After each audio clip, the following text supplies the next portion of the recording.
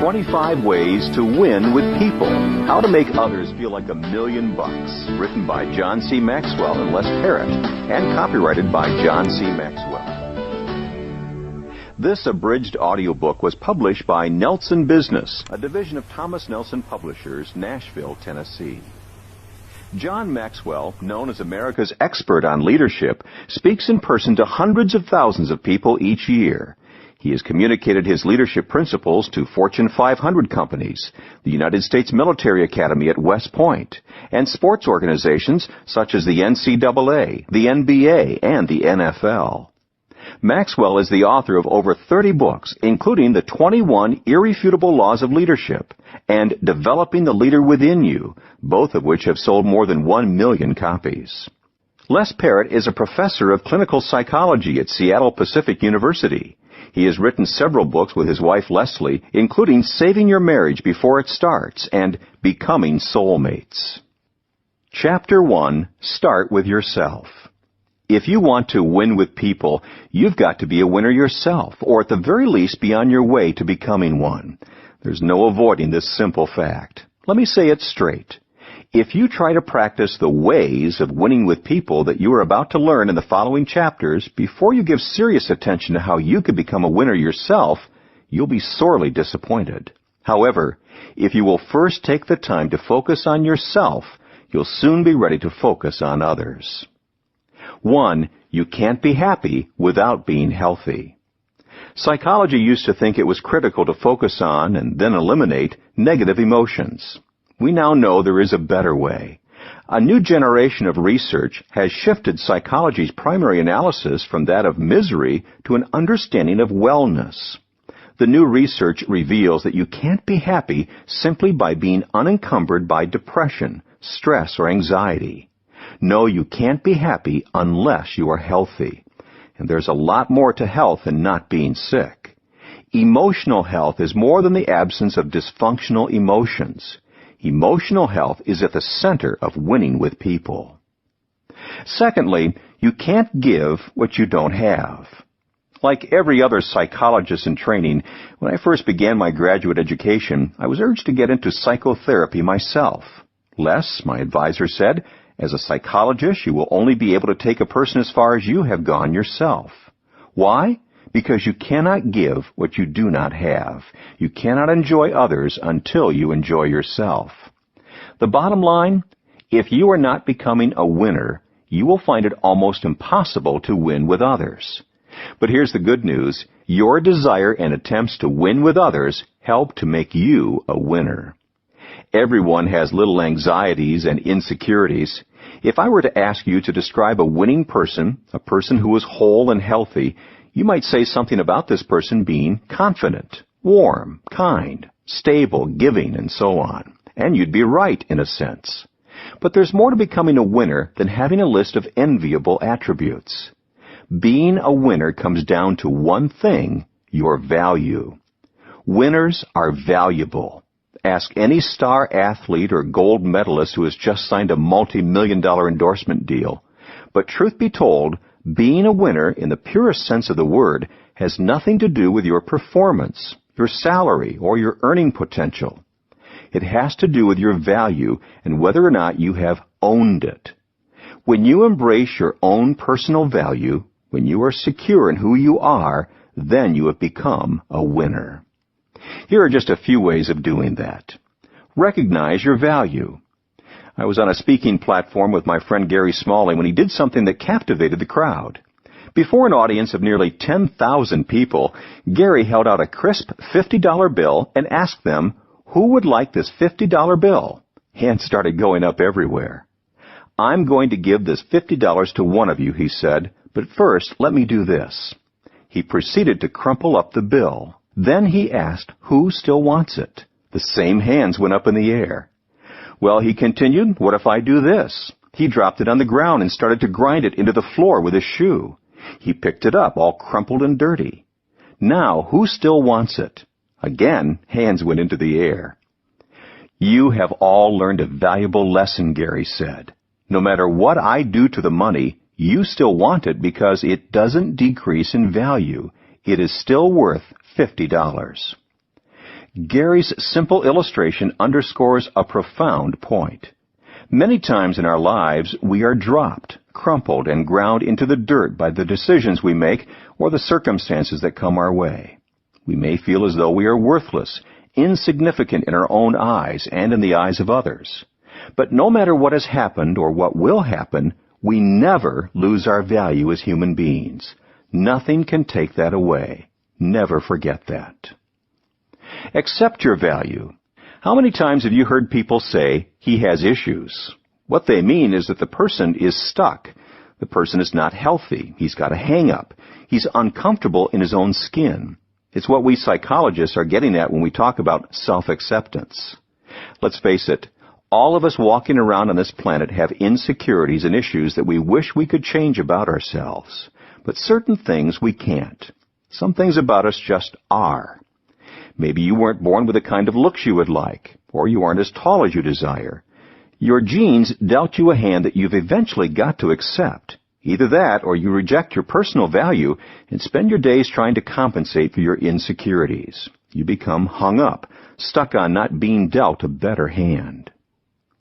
Increase your value. Perhaps you already recognize and accept your value. Maybe you know at the center of your being, deep in your soul, that you are loved by God and are of inestimable value. Congratulations!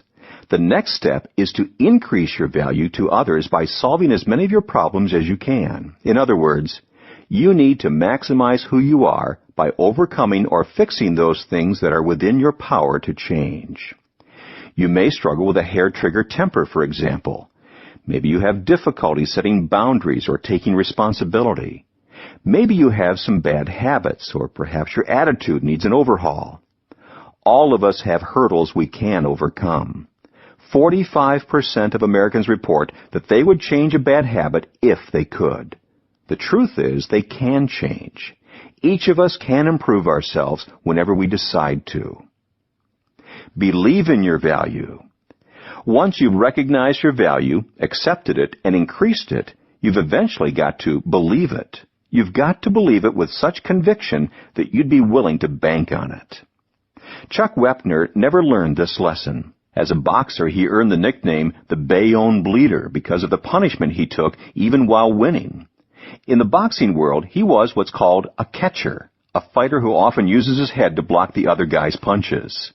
Wepner continually pressured his opponent until he either won or got knocked out. He never cared how many shots he had to absorb before landing a knockout blow. Trainer Al Braverman called him the gutsiest fighter I ever met. He was in a league of his own. He didn't care about pain. If he got cut or elbowed, he never looked at me or the referee for help. He was a fighter in the purest sense of the word. When Wepner knocked out Terry Henke in the 11th round in Salt Lake City, boxing promoter Don King offered Wepner a title shot against then-heavyweight champion George Foreman. But when Ali defeated Foreman, Wepner found himself scheduled to fight the greatest, Muhammad Ali. On the morning of the fight, Wepner gave his wife a pink negligee and told her she would soon be sleeping with the heavyweight champion of the world. Ali scored a technical knockout with just 19 seconds remaining in the fight. But there was a moment, one glorious moment in the 9th round, when a ham-like paw to Ali's chest knocked the reigning champion off his feet. Wepner recalled, "When Ali was down, I remember saying to my ringman, Al Braverman, 'Start the car. We're going to the bank. We're millionaires.' And Al said to me, 'You'd better turn around because he's getting up.'" After the fight, Wepner's wife pulled the negligee out of her purse and asked, "Do I go to Ali's room, or does he come to mine?" That story would be nothing more than an odd boxing footnote, except for one thing. A struggling writer was watching the fight, and then it suddenly struck him. "There it is," he said to himself. "So I went home and I started writing, and I wrote for 3 days straight." That's how writer and actor Sylvester Stallone described the birth of the Academy Award-winning movie Rocky to James Lipton on Inside the Actors Studio. The movie studio offered the struggling writer an unprecedented $400,000 for his script, but Stallone refused the money, choosing instead just $20,000 and the right to play the part of Rocky for actor's minimum wage, a paltry $340 a week. The studio also made an offer to Wepner since the movie was based on his life. He could receive a flat fee of $70,000 or 1% of the movie's gross profits. Wanting the guaranteed payday, Wepner took the $70,000, a decision that ultimately cost him $8 million. Today, Chuck Wepner lives in Bayonne and works as a liquor salesman. The same thing happens whenever you sell yourself short. If you don't believe that you have something of great value to offer another person, namely yourself, you'll never truly win with people. Who you are is the greatest asset you'll ever possess. And as long as you recognize this valuable asset, accept it, increase it, and believe it with deep conviction, the ways of winning with people in this book can become a part of your character. And when they come from the heart, they work like a charm. Each of the chapters in this book closes with a piece to help you apply what you've learned. It's designed to help you put the chapter's winning way into action. To apply this lesson from Chapter 1 to your own life, forget about whatever makes you feel insecure. Ask, how can I increase my value to benefit myself for others? Do it. List the things you can improve about yourself, bad habits to break, etc., along with specific steps to take to make the improvements. Remember, your relationships can only be as healthy as you are. Chapter 2, Practice the 30-Second Rule. One of the most valuable lessons in winning with people that I have ever learned from John is the 30-second rule. Within the first 30 seconds of a conversation, say something encouraging to a person. John is a master at it. While I was sitting in a meeting at one of his companies a short time ago, John entered the room and within just a few minutes said something encouraging to each person around the table. David, I heard you hit it out of the park this morning on that conference call. Larry, you're making me look so good with that consultation in Denver, thank you. Les, I'm so glad you made the trip out here to be with us today. I know you're going to add tremendous value to our discussion. Very early on, John had genuinely encouraged each one of us, and it seemed almost effortless. People everywhere need a good word, an uplifting compliment to fire their hopes and dreams. It takes very little effort to do, but it really lifts people up. John. When most people meet others, they search for ways to make themselves look good. The key to the 30-second rule is reversing this practice. When you make contact with people, instead of focusing on yourself, search for ways to make them look good. Every day before I meet with people, I pause to think about something encouraging I can tell them. What I say can be one of many things. I might thank them for something they've done for me or for a friend. I might tell others about one of their accomplishments. I might praise them for personal quality they exhibit. Or I might simply compliment their appearances. The practice isn't complicated, but it does take some time, effort, and discipline. The reward for practicing it is huge because it really makes a positive impact on people. Psychologist Henry H. Goddard conducted a study on energy levels in children using an instrument he called the ergograph. His findings are fascinating. He discovered that when tired children were given a word of praise or commendation, the ergograph showed an immediate upward surge of energy in the children. When the children were criticized or discouraged, the ergograph showed that their physical energy took a sudden nosedive. You may have already discovered this intuitively. When someone praises you, doesn't your energy level go up? And when you're criticized, doesn't that comment drag you down? Words have great power. What kind of environment do you think you could create if you continually affirm people when you first came into contact with them? Not only would you encourage them, but you would also become an energy carrier. Whenever you walked into a room, the people would light up. You would help to create the kind of environment everyone loves. Just your presence alone would brighten people's day. The 30-second rule also instills motivation. Vince Lombardi, the famed Green Bay Packers football coach, was a feared disciplinarian, but he was also a great motivator. One day he chewed out a player who had missed several blocking assignments. After practice, Lombardi stormed into the locker room and saw that the player was sitting at his locker, head down, dejected. Lombardi mussed his hair, patted him on the shoulder, and said, "One of these days you're going to be the best guard in the NFL." That player was Jerry Kramer, and Kramer says he carried that positive image of himself for the rest of his career. Lombardi's encouragement had a tremendous impact on my whole life, Kramer said. He went on to become a member of the Green Bay Packers Hall of Fame and a member of the NFL's All-50-year team. Everybody needs motivation from time to time. Using the 30-second rule helps encourage people to be and do their best. Never underestimate the power of motivation. One of the great side benefits of the 30-second rule is that it also helps you. You can't help others without also helping yourself. If you want others to feel good about themselves and to feel glad every time they see you, then practice the 30-second rule. To apply John's teaching to your own life, forget about searching for ways to make yourself look good. Instead, search for ways to make others look good. Ask, what positive, encouraging thing can I say to each person I will see today? Do it. Give everyone you meet the AAA treatment: attention, affirmation, and appreciation. Remember, within the first 30 seconds of a conversation, say something encouraging. Chapter 3. Let people know you need them. Less.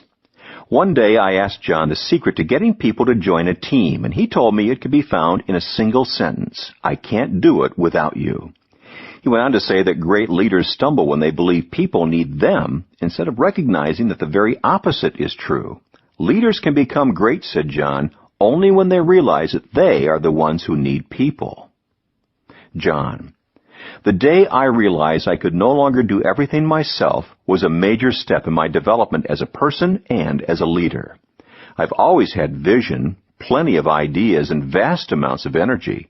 But when the vision gets bigger than you really only have two choices: give up on the vision or get help. I chose the latter.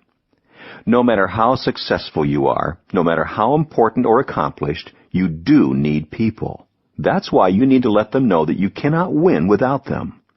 President Woodrow Wilson said, we should not only use all the brains we have, but all that we can borrow. Why stop with just their brains? Enlist people's hands and hearts, too. Have you ever stopped to ask someone for directions? You roll down your car window and ask a passerby, can you tell me how to find Larry's Market? Nearly every time people stop whatever they're doing and help if they can, even if it means crossing the street or standing in traffic. They may even repeat the directions a couple of times to make sure you get it. Why? Because whenever a person feels that he or she knows something you don't, it gives that person an ego boost. Everyone likes to be an expert, even if it's just for a moment. It gives them a great sense of superiority and of accomplishment when they help. That translates into an increased sense of self-worth, and it all stems from the universal need to be needed. People need to know they need people. It marks a big step in your development when you come to realize that other people can help you do a better job than you could do alone, said steel magnate and philanthropist Andrew Carnegie. Sadly, many people never achieve that level of maturity or insight. Some people still want to believe that they can achieve greatness alone. We all need people, and if we don't know it, we're in trouble. People need to know they are needed. Every human being longs for a life of significance. We all need to know we are needed and that what we offer to others is of value. People need to know that they helped. Whenever someone tells how valuable the people on my team are to them, I encourage them to tell the individuals who were so helpful. Why? Because people need to know that they helped someone. Good leaders make people feel that they're at the very heart of things, not at the periphery, says author and leadership expert Warren Bennis. Everyone feels that he or she makes a difference to the success of the organization. When that happens, people feel centered, and that gives their work meaning. It's not a sign of weakness to let others know you value them. It's a sign of security and strength. When you're honest about your need for help, specific with others about the value they add, and inclusive of others as you build a team to do something bigger than you are, everybody wins. To apply John's teaching to your own life, forget about a prideful attitude that causes you to prove how capable you are without the help of others. Ask, who specifically can help me do a better job than I can do alone? Who is just waiting to be asked to join in what I am doing? Do it. Sincerely ask others for input or help and attend carefully to what they have to say. Remember, individuals who win with people make others feel that they are at the very heart of things, not at the periphery. Chapter 4. Create a memory and visit it often. Less. One day when John was scheduled to speak to 3,000 young leaders in Phoenix at an event, as he stepped onto the platform, he realized his host had something different in mind. He didn't want me to speak at all, John explained. The group that was gathered had been reading his books and listening to his tapes through the years and had planned a surprise. Instead of having John speak to them, they wanted to speak to John. So they had him sit on the platform and simply listen as they honored him. One after another, 12 pre-selected leaders from the audience came up to the podium to tell the group about how John's teaching had made an impact on his or her life. It was completely unexpected, John said, and not only did they shower me with kind words, but each speaker presented me with a memento, a tangible remembrance of something they said they had learned from me. I was completely overwhelmed by the experience. One person gave John a beautiful painting with 2 images, one of a child reading one of John's books, and another of the child as a grown man coaching others. Les, John said, tears in his eyes and his voice cracking, I don't know how many times I've reminisced about that day. I keep the mementos around my office to relive it. That experience meant so much to me, and it renewed my desire to create memories for others. John. Few things bond people together like a shared memory. Soldiers who battle together, teammates who win a championship, and work teams that hit their goals and share a connection that never goes away. Married couples who experience rough times can often look back on their earlier experiences together to keep them going. Families bond when they rough it on camping trips or share adventures on vacation and then love recounting their experience years later. Some memories come as the result of circumstance, but many can be proactively created. The richest memories are often those we plan and intentionally create. Here are some hints for creating memories that will help you win with people. 1. Make something happen. Memories don't find us, we find them. Even better, if we are intentional, we can make memories. If you mention the word chariot to friends Dan and Patty Reland or Tim and Pam Elmore, I can tell you exactly what will come to mind. A crisp autumn day in New York City when we did something that still makes us laugh. After lunch at Tavern on the Green, I hired 3 bicycle chariots with pedaling drivers to take each couple on a race through Manhattan to Macy's. It was up to each couple to motivate their driver to win, using whatever financial incentives they wanted. The race was neck and neck the entire way, and we laughed the whole time. We still laugh when we think about it or look at the photos we took that day, but it never would have happened if we hadn't initiated it. 2. Set aside time to make something happen. For years, parents have debated the issue of quality time versus quantity of time, and as a father and grandfather, I have discovered that it takes quantity time to find quality time. If you don't carve out the time, you can't create the memory. Haven't you found that most memories you have are with the people you spend the most time with? I know that's true for me.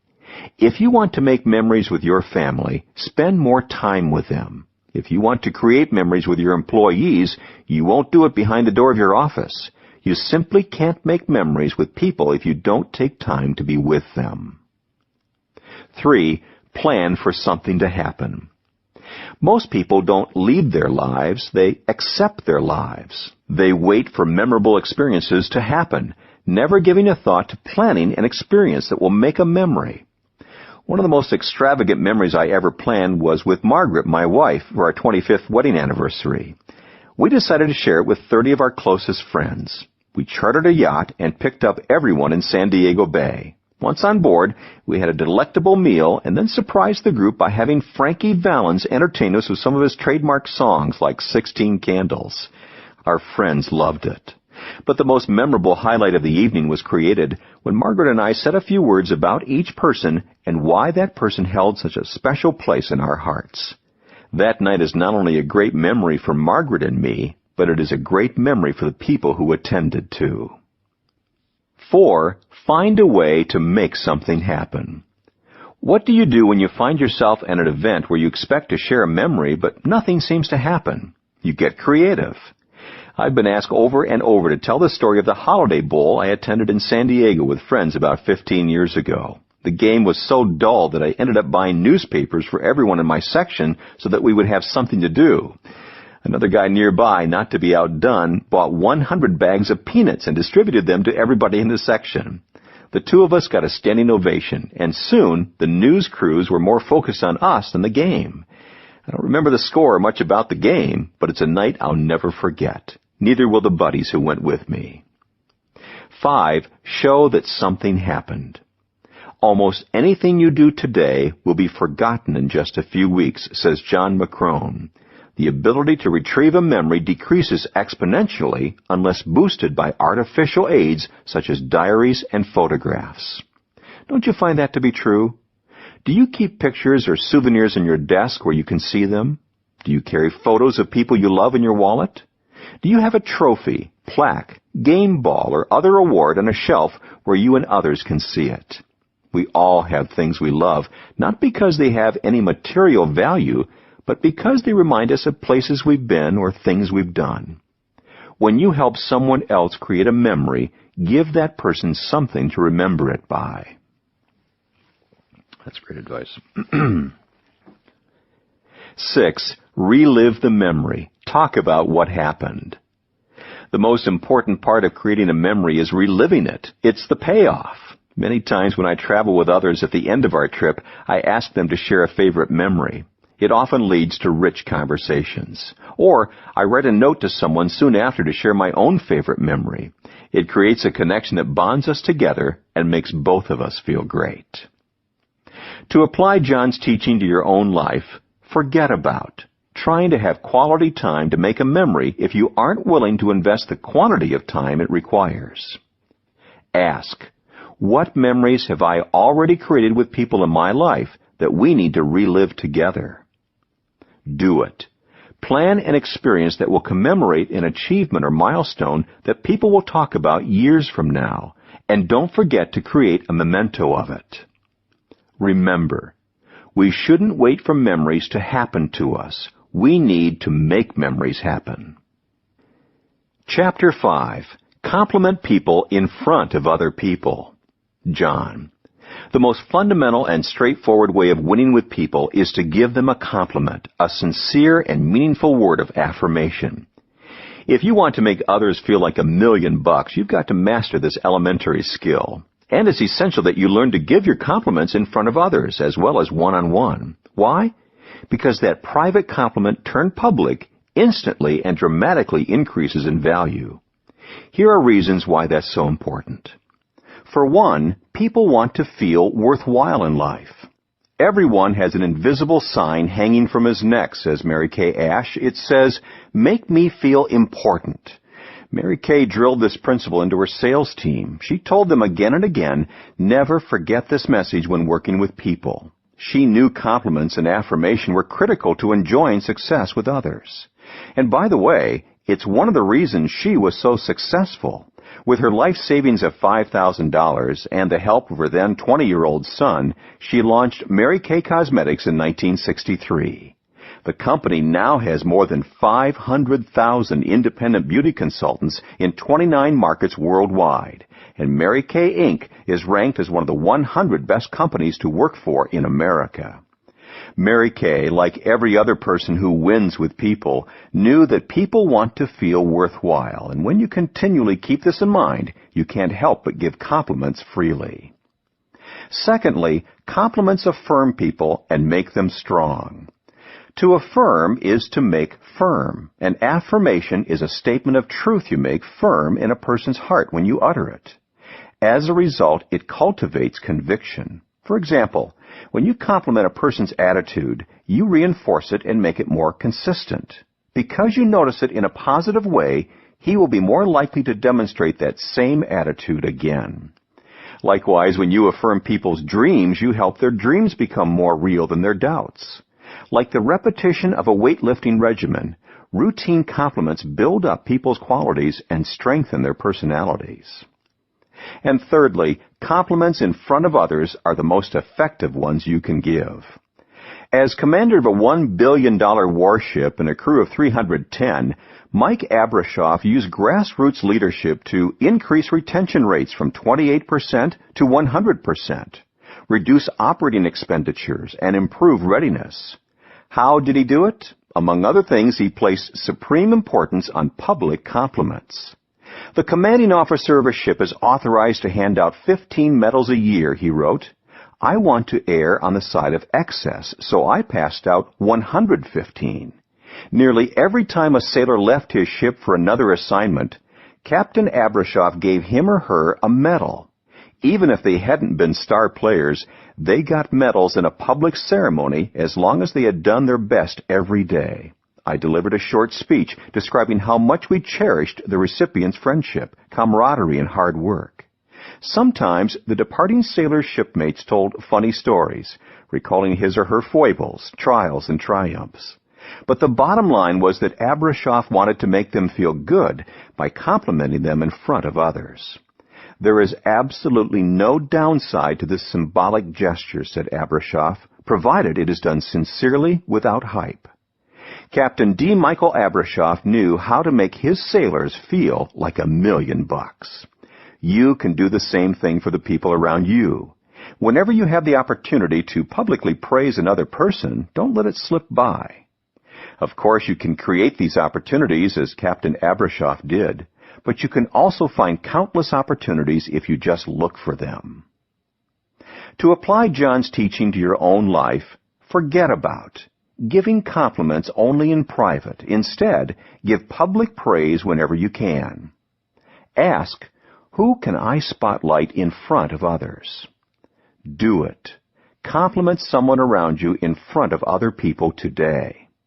Remember, when you give someone a public compliment, you give him or her wings like an eagle. Chapter 6, Give Others a Reputation to Uphold. Less. Winston Churchill is one of John's leadership heroes. He told me once of how the Prime Minister helped to uplift millions of his countrymen in the wake of Britain's June 1940 defeat at the Battle of Dunkirk. John quoted part of the speech Churchill used to address the House of Commons upon that occasion. We shall not flag or fail. We shall fight in France. We shall fight in the seas and oceans. We shall fight with growing confidence and growing strength in the air. We shall defend our island, whatever the cost may be. We shall fight on the beaches. We shall fight on the landing grounds. We shall fight in the fields and in the streets. We shall fight in the hills. We shall never surrender. John explained, Churchill did a lot of remarkable things during the war, but one of the greatest was his continual ability to give the English people a reputation to uphold. He inspired them. He motivated them. He challenged them. And in response, they rose to the occasion. They loved him for it. John has tried to embody this quality. He says that as he interacts with others, he constantly asks himself, what is special, unique, and wonderful about this individual? Then he shares it with others. I've seen John do this time after time. John thinks the best of people and speaks about the fine qualities he sees in them. John. One of the best ways to inspire others and make them feel good about themselves is to show them who they could be. Years ago, a manager for the New York Yankees wanted rookie players to know what a privilege it was to play for the team. He used to tell them, boys, it's an honor just to put on the New York pinstripes. So when you put them on, play like world champions. Play like Yankees. Play proud. When you give someone a reputation to uphold, you give him something good to shoot for. It's putting something that was beyond his reach within his grasp. By speaking to their potential, you help people around you to play proud, as the Yankees do. Why is that important? Because people will go farther than they thought they could go when someone they respect tells them they can. If you desire to give others a reputation to uphold, here are suggestions on how to get started. First, have a high opinion of people. The opinions you have of people in your life affect them profoundly.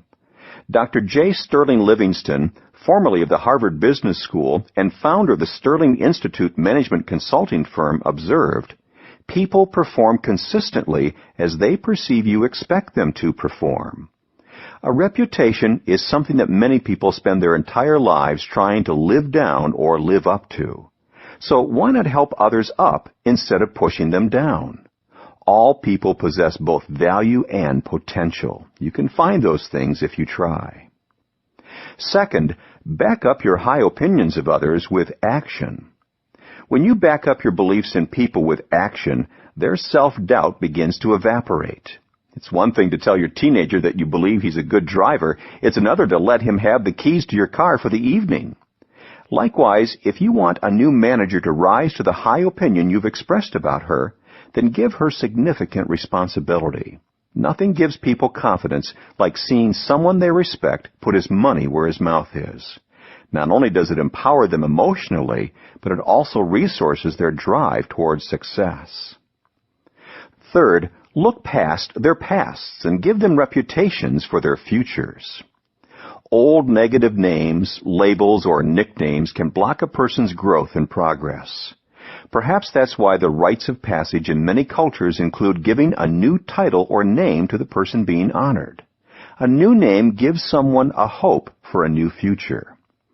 A fun example of this can be found in the movie and play The Man of La Mancha, based on Cervantes' classic work Don Quixote. The protagonist, Don Alonso, pursues a life of chivalry and seeks to become a knight-errant long after that age of history has passed. He sees giants where others see windmills and quests where others see rabbit trails. Comically, he rescues a common prostitute named Aldonza, whom he sees as a beautiful lady. He calls her Dulcinea and makes her the object of his knightly exploits. At first, she resents him. She thinks he is mocking her because she hates herself and her life. But with time, his vision of her replaces her own and gives her hope. And as the old man lies on his deathbed, she thanks him for seeing in her what she could not see in herself. Of course, the most dramatic examples of someone overlooking the pasts of others and giving them reputations for their future can be found in the Bible. In the book of Genesis, God changes the life of Abram, an old man with no offspring, when he renames him Abraham, which means father of many. Abraham did indeed go on to become a father in his old age. And God takes Jacob, a trickster who cheats his brother, lies to his father, and constantly schemes to get ahead, and he renames him Israel, his future becoming the inception of the nation Israel. And 4, give people a new name or nickname that speaks to their potential. Harry Hopman, one of the finest tennis captains and coaches in Australia's history and a member of the International Tennis Hall of Fame, at one time built the Australian team to the point that it dominated the tennis world. How did he do it? By emphasizing what he called coaching by affirmation. For example, he had a slow player whom he nicknamed Rocket. Another player who was not known for his strength or constitution he called Muscles. And it certainly gave them a boost. Rocket Rod Laver and Ken Muscles Rosewall became champions in the tennis world. Everyone enjoys the encouragement that comes from someone seeing and speaking to their potential. To apply John's teaching to your own life, forget about a person's failures in the past and focus on his or her potential in the future. Ask, what is special, unique, and wonderful about this person? How can I show it to others? Do it. Back up your high opinion of a person with action that reinforces that opinion. Remember, many people go farther than they thought they could go because someone else believed they could and told them so. Chapter 7, Say the Right Words at the Right Time. Less. Ask nearly anyone who knows John well, and he will tell you a story of a specific time when John said the right words to him at the right time. One of the most touching I heard while working on this book came from Dan Ryland, John's close friend and former right-hand man. John has done this so often in my life, explained Dan, but the time that stands out above all the others is when my mother died. Her death was sudden and unexpected. Dan promptly got word to John, who was out of town at the time. John and Margaret quickly changed their plans and flew back home to San Diego. Dan recalled, John and Margaret came in the door of our house in Rancho San Diego, walked right up to me, gave me a big hug, and said, I love you. That was it. There's nothing anyone could have done that would have been better. People who have not been around John up close and personal are sometimes surprised to find out how good he is at saying the right words at the right time. They're used to his public persona as a speaker, where he also excels at communication and timing. But what they may not realize is that John is a genuine encourager who loves to help people and who really understands them both on and off stage. The right words at the right time are like a soothing breeze of encouragement. John. Most people recognize that words have incredible power, but saying the right words is not enough. Timing is crucial. Sometimes the best thing we can do for someone else is to hold our tongue. When tempted to give advice that's not wanted, to show off, to say, I told you so, or to point out another's error, the best policy is to say nothing. As 19th century British journalist George Sala advised, we should strive not only to say the right thing in the right place, but far more difficult, to leave unsaid the wrong thing at the tempting moment. When is it time to speak up? How can you best encourage others using the right words at the right time? Keep these thoughts in mind. First, be sensitive to time and place. It's said that during one of the last major offensives of World War II, General Dwight Eisenhower was walking near the Rhine and came upon a GI who seemed depressed. How are you feeling, son? He asked.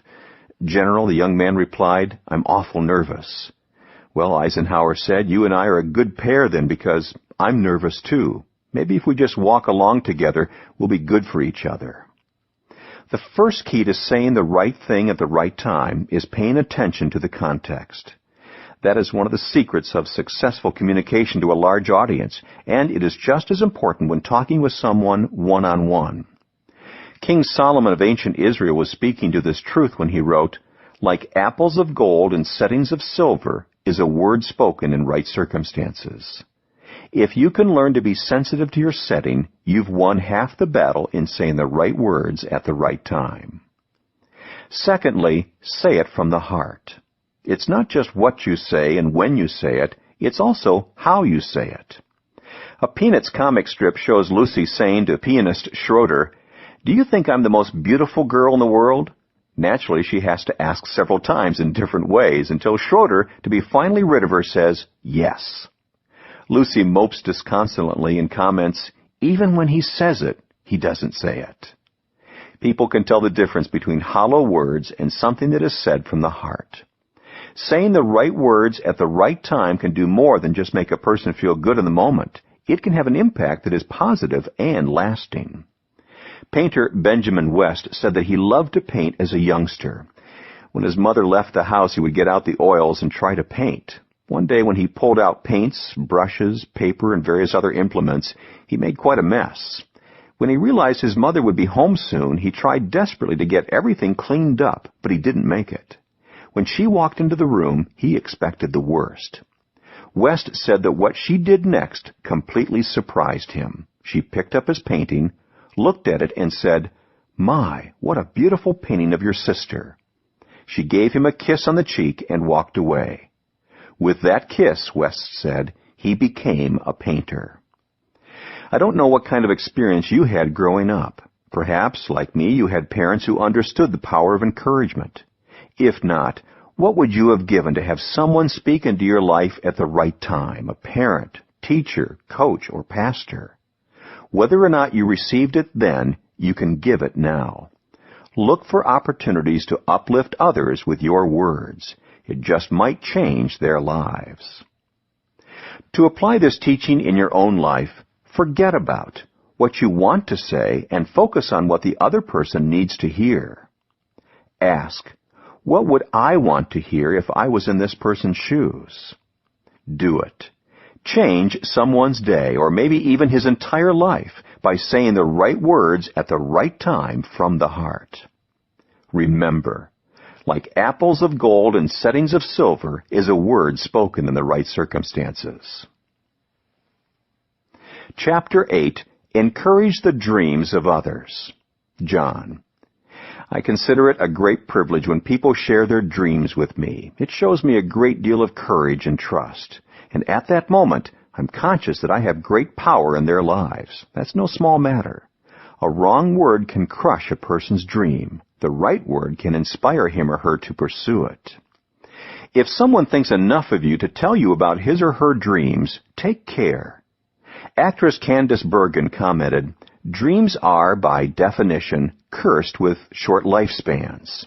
I suspect she said that because there are people who don't like to see others pursuing their dreams. It reminds them of how far they are from living their own dreams. As a result, they try to knock down anyone who is shooting for the stars. By talking others out of their dreams, critical people excuse themselves for staying in their comfort zones. Never allow yourself to become a dream killer. Instead, become a dream releaser. Even if you think another person's dream is far-fetched, that's no excuse for criticizing them. Have you given up on one of your dreams? Have you buried a hope that once looked bright and gave you energy? If so, what did it do to you? Norman Cousins, former editor of the Saturday Review and adjunct professor of psychiatry at UCLA, believed, "Death is not the greatest loss in life. The greatest loss is what dies inside of us while we live." Because dreams are at the center of our souls, we must do everything in our power to help turn dreams into reality. That is one of the greatest gifts we can ever give. How can you do it? Follow these 6 steps. 1. Ask them to share their dream with you. Everyone has a dream, but few people are asked about it. 2. Affirm the person as well as the dream. Let the person know that you not only value his or her dream, but that you also recognize traits in that individual that can help him or her achieve it. 3. Ask about the challenges they must overcome to reach their dream. Few people ask others about their dreams. Even fewer try to find out what kinds of hurdles the person is up against to pursue them. 4. Offer your assistance. No one achieves a worthwhile dream alone. You'll be amazed by how people light up when you offer to help them achieve their dream. 5. Revisit their dream with them on a consistent basis. If you really want to help others with their dreams, don't make it a one-time activity you mark off your list. Check in with them to see how they're doing and to lend assistance. 6. Determine daily to be a dream booster, not a dream buster. Everyone has a dream, and everyone needs encouragement. Set your mental radar to pick up on others' dreams and help them along. There is no telling what might happen if you were to begin encouraging the dreams of the people around you. When you come to the end of your life, wouldn't you love to be the person about whom others say, "I succeeded because this person believed in me when nobody else did"? Start encouraging others. The more you do, the more they will share their dreams with you, and the greater chance you will get to watch them bloom. To apply John's teaching to your own life, forget about critiquing another person's dream. Instead, affirm his lofty vision and his pursuit to realize it. Ask, who can I encourage today in reaching their dreams? Do it. Offer specific help in bringing another person closer to making his or her dream a reality. Remember, when a person shares his or her dream with you, it's at the center of that person's soul. Chapter 9. Pass the credit on to others. Less. Some time ago, John and I were both speaking at a conference in Virginia, and between sessions I asked him to pinpoint a publishing highlight in his career. That's a tough one, Les, he told me. I've been blessed in ways I could have never anticipated. Surely something stands out, I gently pressed. Well, when the 21 Laws of Leadership sold 1 million copies, Thomas Nelson, the publishing house, hosted a celebration banquet for about 120 people from their company and Enjoy to mark the occasion. They gave me some beautiful gifts that night, including these. John pulled up the sleeve of his jacket and pointed to the gold cufflinks he was wearing, each one bearing the number 21. What an honor that evening was. Sometime later, I spoke to a few of the people who attended that banquet. One of them said that when John got up to address everyone, John expressed his gratitude and quickly started crediting the people who had helped make it happen. He told how Victor Oliver had come up with the original concept for the book and had provided the title. He credited a group of key leaders at Enjoy who had helped him hone the laws. He thanked Charlie Wetzel, his writer, for being the book's wordsmith. He thanked Ron Land of Thomas Nelson and Enjoy's Kevin Small and his team for putting together the book tour that helped put the 21 Laws on the New York Times bestseller list. He thanked publisher Mike Hyatt, the Nelson sales and marketing staff, the booksellers, and many other individuals, including his parents. By the time John finished, there wasn't a dry eye in the room. John. I'll never forget that night in Orlando. When I wrote my first book in 1979, I never dreamed that anything I wrote would sell 1 million copies. As Margaret and I went back to our hotel room, she asked me what I considered to be the highlight of the banquet. Without hesitation, I replied that it was passing on the credit to the people who had helped me so much. Rarely do we get an opportunity to say thank you enough to the people who help us, especially in such a public setting. I really wanted to make the most of it. Not only does it make me feel good to share my success I might have, but it uplifts others and makes them feel like $1 million. Passing the credit on to others is one of the easiest ways to win with people. If you'd like to practice it, here are a few suggestions to get you started. 1. Check your ego at the door.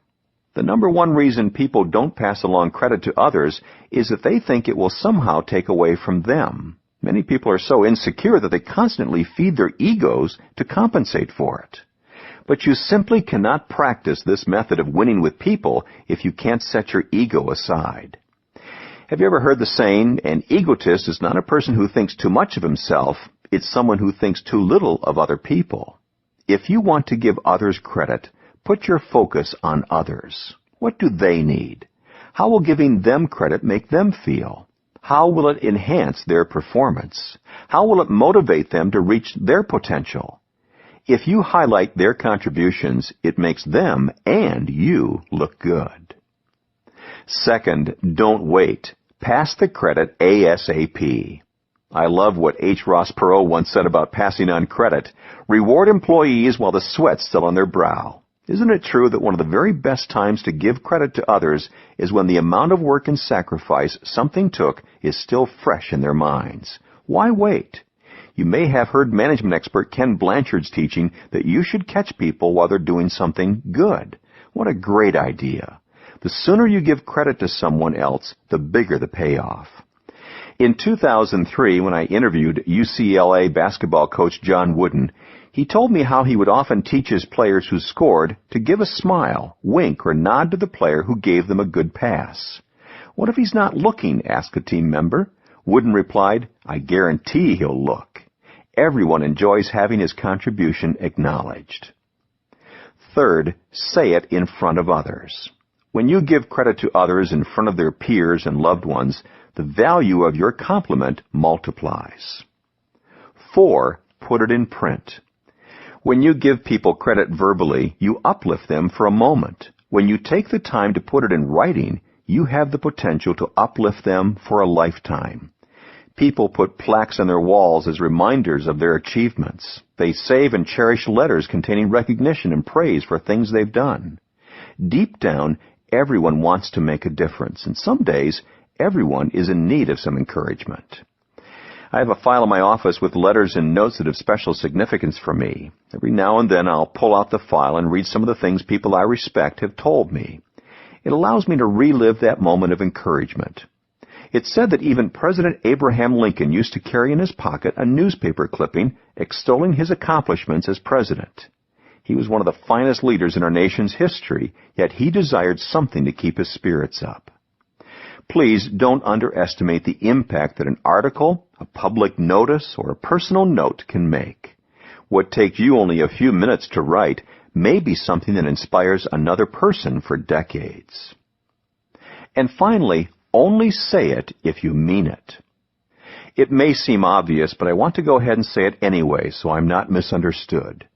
You should never say something you don't believe just to uplift someone. If you're not sincere, you don't make people feel good. You make them feel like they're being schmoozed.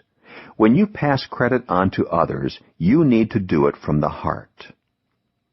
To apply John's teaching to your own life, forget about your ego. Focus on the people around you and the credit they deserve. Ask, who has made me more successful than I would have been on my own? Do it. Publicly pass along credit for a successful endeavor to as many people as you can. Remember, if each of us were to confess our most secret desire, we would say, I want to be praised. Chapter 10, Offer Your Very Best. John. For years, I've been invited to be the keynote speaker for organizations at their special events. It's something I really enjoy. Communicating to an audience energizes me. It would be easy for me to wing it and do a canned speech that I've done elsewhere before, but I never do that because I don't believe it would serve them well. Instead, I spend time researching the company. I find out as much as I can about the particular event they've planned and what they desire to accomplish. Why would I do such work when I wouldn't need to in order to be successful? Because I have a goal every time I speak. After I'm done communicating with the audience, I want the person who invited me to speak at the event to say, you exceeded our expectations. I want to deliver for them, and then some. Perhaps you are someone who already possesses an offer your best mindset. If so, I commend you, and I want to encourage you to maintain that attitude. If not, I hope the following thoughts will help you develop that mindset. We are most likely to give our best to those we love and respect. I think back to my days in school, and I remember loving some teachers and having others who left me cold. I know that I always did my best for the teachers I liked, and for the others I did only what was needed to get a grade. Later, I realized that my off and on efforts frequently hurt my relationships with others as well as my potential for success. But then I discovered the antidote.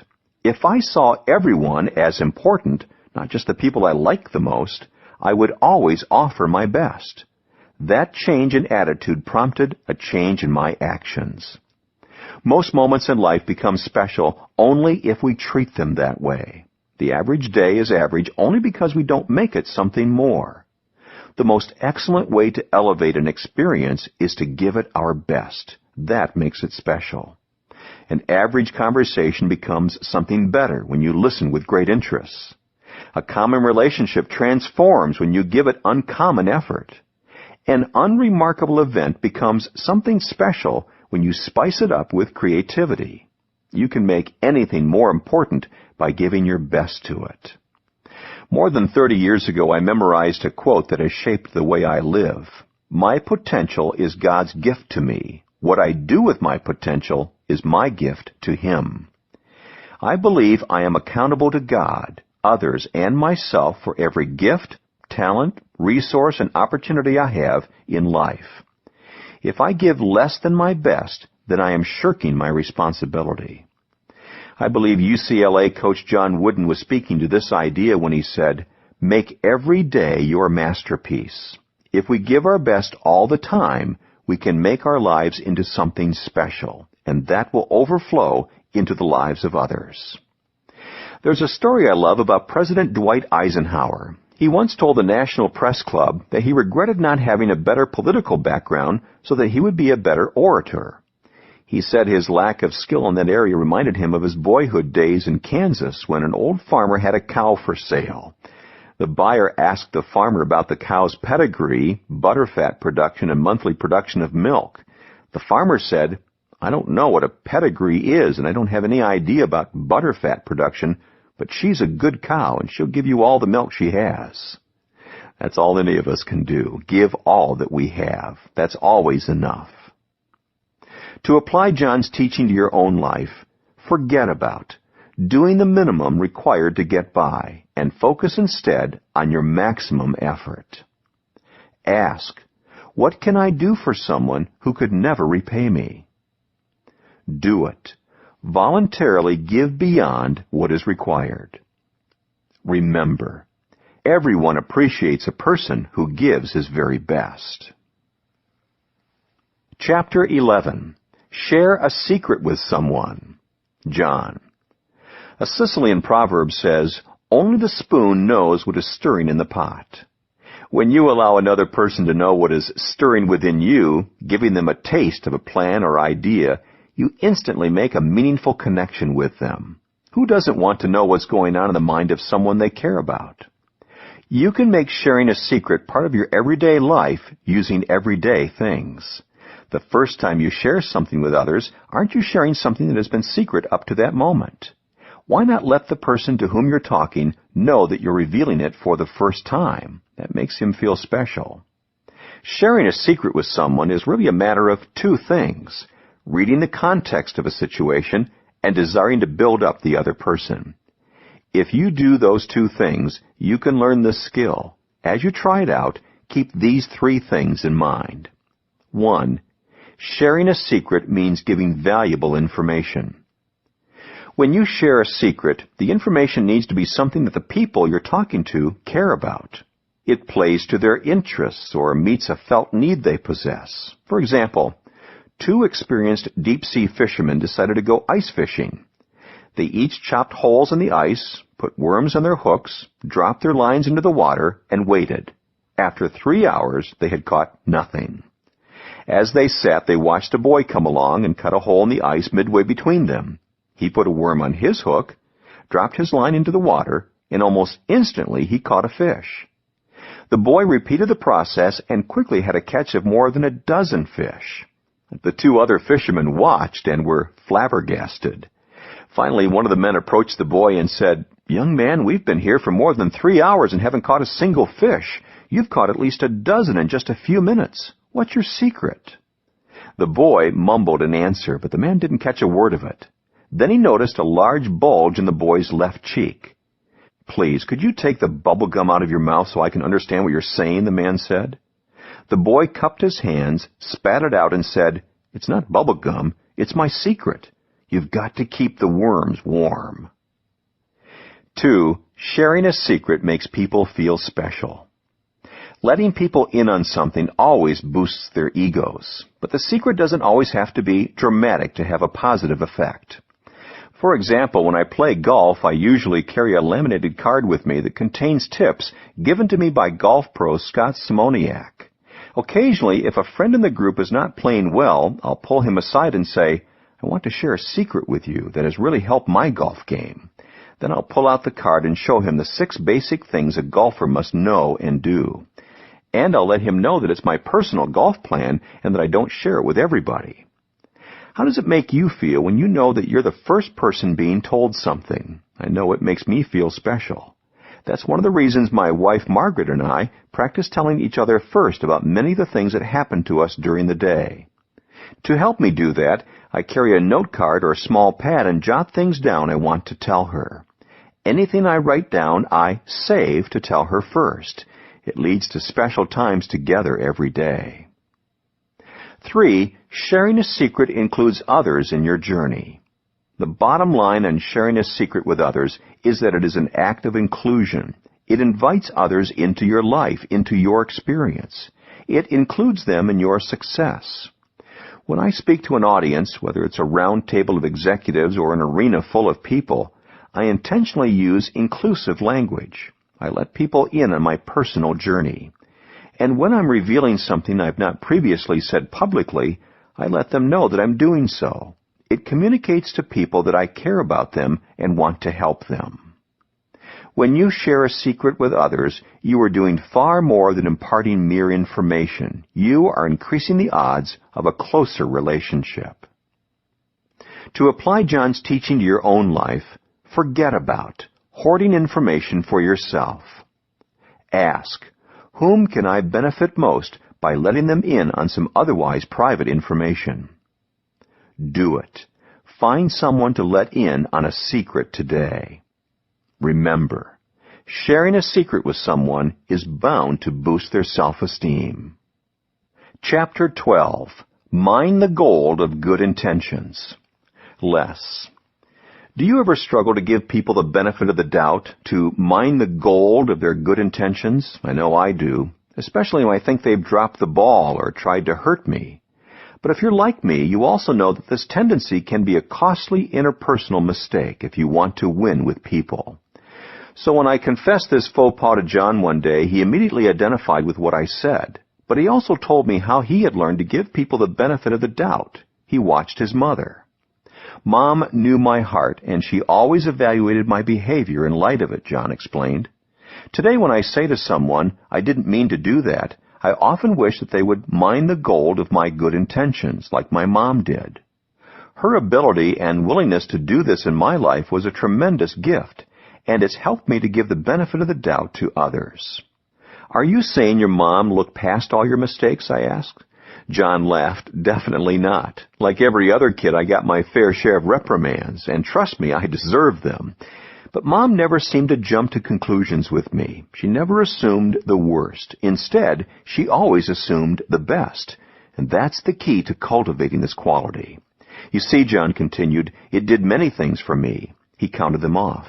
It allowed me to draw close to her. It made her approachable. It brought out the best in me, and it taught me how to do this for others. Okay, John, I asked as I consider his words, do you think that a person who wasn't raised in a home where this kind of quality was modeled is going to have a tougher time doing this for others? Les, I don't really think so, he said. Sure, a person whose home life wasn't positive won't have seen it modeled, so that person may not do it naturally. But when it comes right down to it, giving others the benefit of the doubt is a choice. And I've seen a lot of people who grew up with few advantages rise above that and become winners in every sense of the word. That gives everyone hope. John. First, let's start by being honest. Not everyone has pure intentions. Occasionally, people will take advantage of you. They have in my life, and they will in the future. But because I assume the best in others, so many people have done so many wonderful things for me that I literally cannot count them all. I've found that when I'm suspicious of others, it causes me to display wrong behavior toward them, and it actually makes any interaction with them worse. In general, you get what you expect from others. So I've chosen to take the high road, expect the best, and be blessed most of the time. If you desire to do the same, then the first thing you need to do is check your attitude. How do you see others? Do you believe that deep down every person desires to be good, to do his best? That matters because if you don't believe the best in others, you will never believe that their intentions are good. And if you don't believe in their intentions, I imagine you will not exert the effort to mine the gold that is in them. Second, you need to see things from their perspective. The issue of perspective really has to do with maturity. Without maturity, we lack perspective. The less mature one is, the more difficult it is to see things from another's point of view. Think about the biblical story of the woman caught in adultery, where Jesus challenged the people without sin to cast the first stone. The oldest people in the crowd were the first to drop their stones and walk away. Why? Their maturity gave them better perspective. Third, give people the benefit of the doubt. When you were a child, perhaps you were taught the golden rule, do unto others as you would have them do unto you. I've often found that when my intentions were right but my action turned out wrong, I wanted others to see me in light of the golden rule. In other words, I wanted others to give me the benefit of the doubt. Why shouldn't I try to extend the same courtesy to others? What great relationships we would have if everybody was appreciated for what they intended to do in spite of what they may have done. When you give someone the benefit of the doubt, you are following the most effective interpersonal rule that has ever been written. We all have good days and bad days. I don't know about you, but I'd like to be remembered for my good ones, and I can only ask to be forgiven for my bad ones. Fuller Theological Seminary professor David Augsburger says, "Since nothing we intend is ever faultless, and nothing we achieve without some measure of finitude and fallibility we call humanness, we are saved by forgiveness." If you desire to mine the gold of good intentions in others, then forgiveness is essential. And it's rarely a one-time thing. Civil rights leader Martin Luther King Jr. was right when he said, "Forgiveness is not an occasional act. It is a permanent attitude." And remember, it is with the attitude with which you judge others that you will also be judged. If you mine the gold of good intentions in your relationship with others, then people will more likely do the same for you. To apply John's teaching to your own life, forget about justice. Instead, focus on grace and forgiveness. Ask, how would I feel and what would I do if I were in this person's shoes? Do it. Practice the golden rule by appreciating what others intend, not only what they do, just as you would like for them to do with you. Remember, if I fail to believe in the best of others, I will not give the effort to mine the gold contained in them.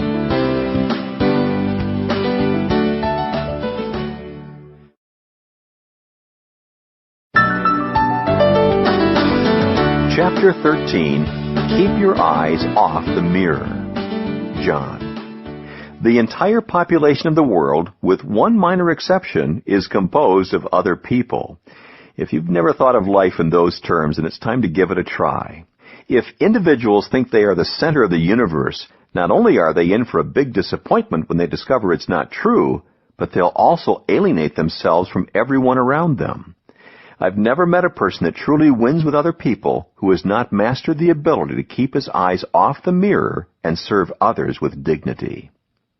Most people would readily admit that unselfishness is a positive quality, and even the most egocentric individual possesses the desire deep down to help others. The problem sometimes is changing our behavior so that we get in the habit of focusing on others instead of on ourselves. Here are a few thoughts to help you remember to keep your eyes off the mirror. If you grew up in the 1950s and 60s, you may remember Danny Thomas, the entertainer who starred in the TV show Make Room for Daddy. Thomas observed, "All of us are born for a reason, but all of us don't discover why. Success in life has nothing to do with what you gain in life or accomplish for yourself. It's what you do for others." Not only did Thomas believe that, but he also lived it. As a successful entertainer and television star, he could have done nothing but enjoy the benefits of his achievement. But he desired something more. He founded St. Jude's Hospital, a research facility that focuses on treating children who suffer from catastrophic diseases. And Thomas dedicated much of his life to supporting it. It helped him enjoy a greater purpose. Continual focus on yourself can actually drain you of energy, while focusing on others can have the opposite effect. My friend Bill McCartney knew this back when he was head football coach for the University of Colorado Buffaloes. Coach Mack had heard that most people spent 86% of their time thinking about themselves, but only 14% of their time thinking about others. Yet he knew instinctively that if his players focused their attention on someone they cared about instead of just on themselves, a whole new source of energy would be available to them. In 1991, Coach Mack decided to use this information when he was facing a great challenge. Colorado was scheduled to play its arch rival, the Nebraska Cornhuskers, on Nebraska's home turf. The problem was that Colorado had not won a game there in 23 years. But Coach McCartney believed in his team and looked for a way to inspire them to achieve. In the end, he decided to appeal to their love of others. He did it by challenging each player to call an individual he loved and tell that person he was dedicating the game to him or her. Coach Mack also encouraged the players to ask that person to watch every play, knowing that every hit, every tackle, every block, and every score was being dedicated to him or her. Coach Mack also took one more step. He arranged to distribute 60 footballs with the game's final score written on them, so that each player could send a ball to the individual he had chosen. The Colorado Buffaloes won the game. The final score written on the footballs was 27-12. I'm told that psychological research shows that people are better adjusted and more likely to feel content if they serve others. Serving others actually cultivates health and brings about happiness. You can actually help yourself by helping others. Remember that, and it will help you to take and keep your eyes off the mirror. To apply John's teaching to your own life, forget about trying to find happiness by tending to your own needs first. Ask, what can I do to forget myself and focus on others? Do it. Set your needs aside and do something specific today that will help you keep your eyes off the mirror. Remember, success in life has everything to do with what you do for others. Chapter 14. Do for others what they can't do for themselves. John. Ambassador and poet Henry Van Dyke observed, "There is a loftier ambition than merely to stand high in the world. It is to stoop down and lift mankind a little higher." What a great perspective. Doing for others what they can't do for themselves is really a matter of attitude. I believe that whatever I've been given is to be shared with others. And because I have an abundance mindset, I never worry about running out myself. The more I give away, the more I seem to get to give away. No matter how much or how little you think you have the ability to do for others what they cannot do for themselves. Exactly how you do that will depend on your unique gifts, resources, and history. However, you can approach the task by thinking in terms of 4 areas. 1. Introduce others to people they can't know on their own. My dad, Melvin Maxwell, has done many incredible things for me during the course of my life. One of the things that impacted me most was his introducing me to great men. As a teenager, I met Norman Vincent Peale, E. Stanley Jones, and other great men of the faith. And because I had declared my intention to go into the ministry, my father asked these great preachers to pray for me. I can't express in words what that did for me. Today, I am often in a position to do for others what my father did for me. I love introducing young people to my heroes. I love helping people make business contacts. There are often times when I meet someone, and as we talk, it just hits me. I need to introduce this person to so-and-so. That can mean walking somebody across the room, making a phone call on his or her behalf, or arranging a meeting. Several years ago, I was talking to Ann Byler, the founder of Auntie Anne's Pretzels, and she mentioned in passing that Chick-fil-A's founder, Truett Cathy, was one of her heroes. Since I knew Truett, I offered to introduce them to each other. I hosted a dinner party for them at my house, and it was a great night. Please don't get the impression that you have to know someone famous to help others in this area. Sometimes it's as simple as introducing one friend to another or one business associate to another. Just make connections. Be the bridge in people's relationships with others. 2. Take others to places where they can't go on their own. It seems that during the first half of my career, if I got to go anywhere of value to me, it was because someone invited me. Dozens of times I've had experiences that I could not have gained access to on my own. I've gone to ball games, played golf courses, seen churches, attended conferences, and visited countries that appeared to be beyond my reach. You may have the power to give someone an experience that seems inaccessible to them. If you can't help a friend or colleague, then start with your own family. Take your children places they could not go on their own. There's no telling what kind of positive impact it will make. 3. Offer others opportunities they can't reach on their own. Nearly 25 years ago, Professor C. Peter Wagner of Fuller Seminary invited me to speak to audiences of pastors around the country about leadership. He put me on a national stage for the first time and gave me credibility that I didn't possess on my own. Few things are of greater value to a prepared person than an opportunity. Why? Because opportunities increase our potential. An opportunity seized is often a source of success. Help people win by giving them opportunities and you will win with them.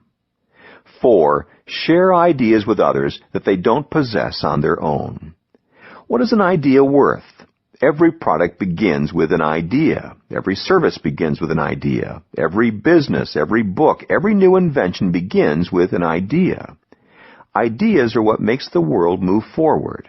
So when you give people an idea, you give them a great gift. One of the things I love about writing books is the process that it takes me through. It usually starts with a concept that I'm anxious to teach. I get a few ideas down on paper, and then I call together a group of good creative thinkers to help me test the concept, brainstorm ideas, and flesh out the outline.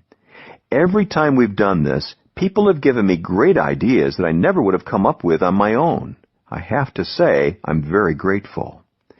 One of the things I enjoy most about creative people is that they love ideas, and they always seem to have more coming. The more they give away, the more new ideas they seem to have.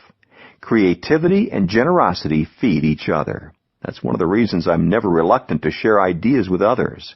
I'm convinced that I will run out of time long before I run out of ideas. It's better to give some away and contribute to another person's success than to have them lying dormant in me. To apply John's teaching to your life, forget about focusing on what you can get from others and focus instead on what you can do for others. Ask, what opportunity, idea, or experience could I provide that someone might never have been able to have without my help? Do it. Consider specific things you might be able to do for others by making a list of your unique skills, resources, and connections.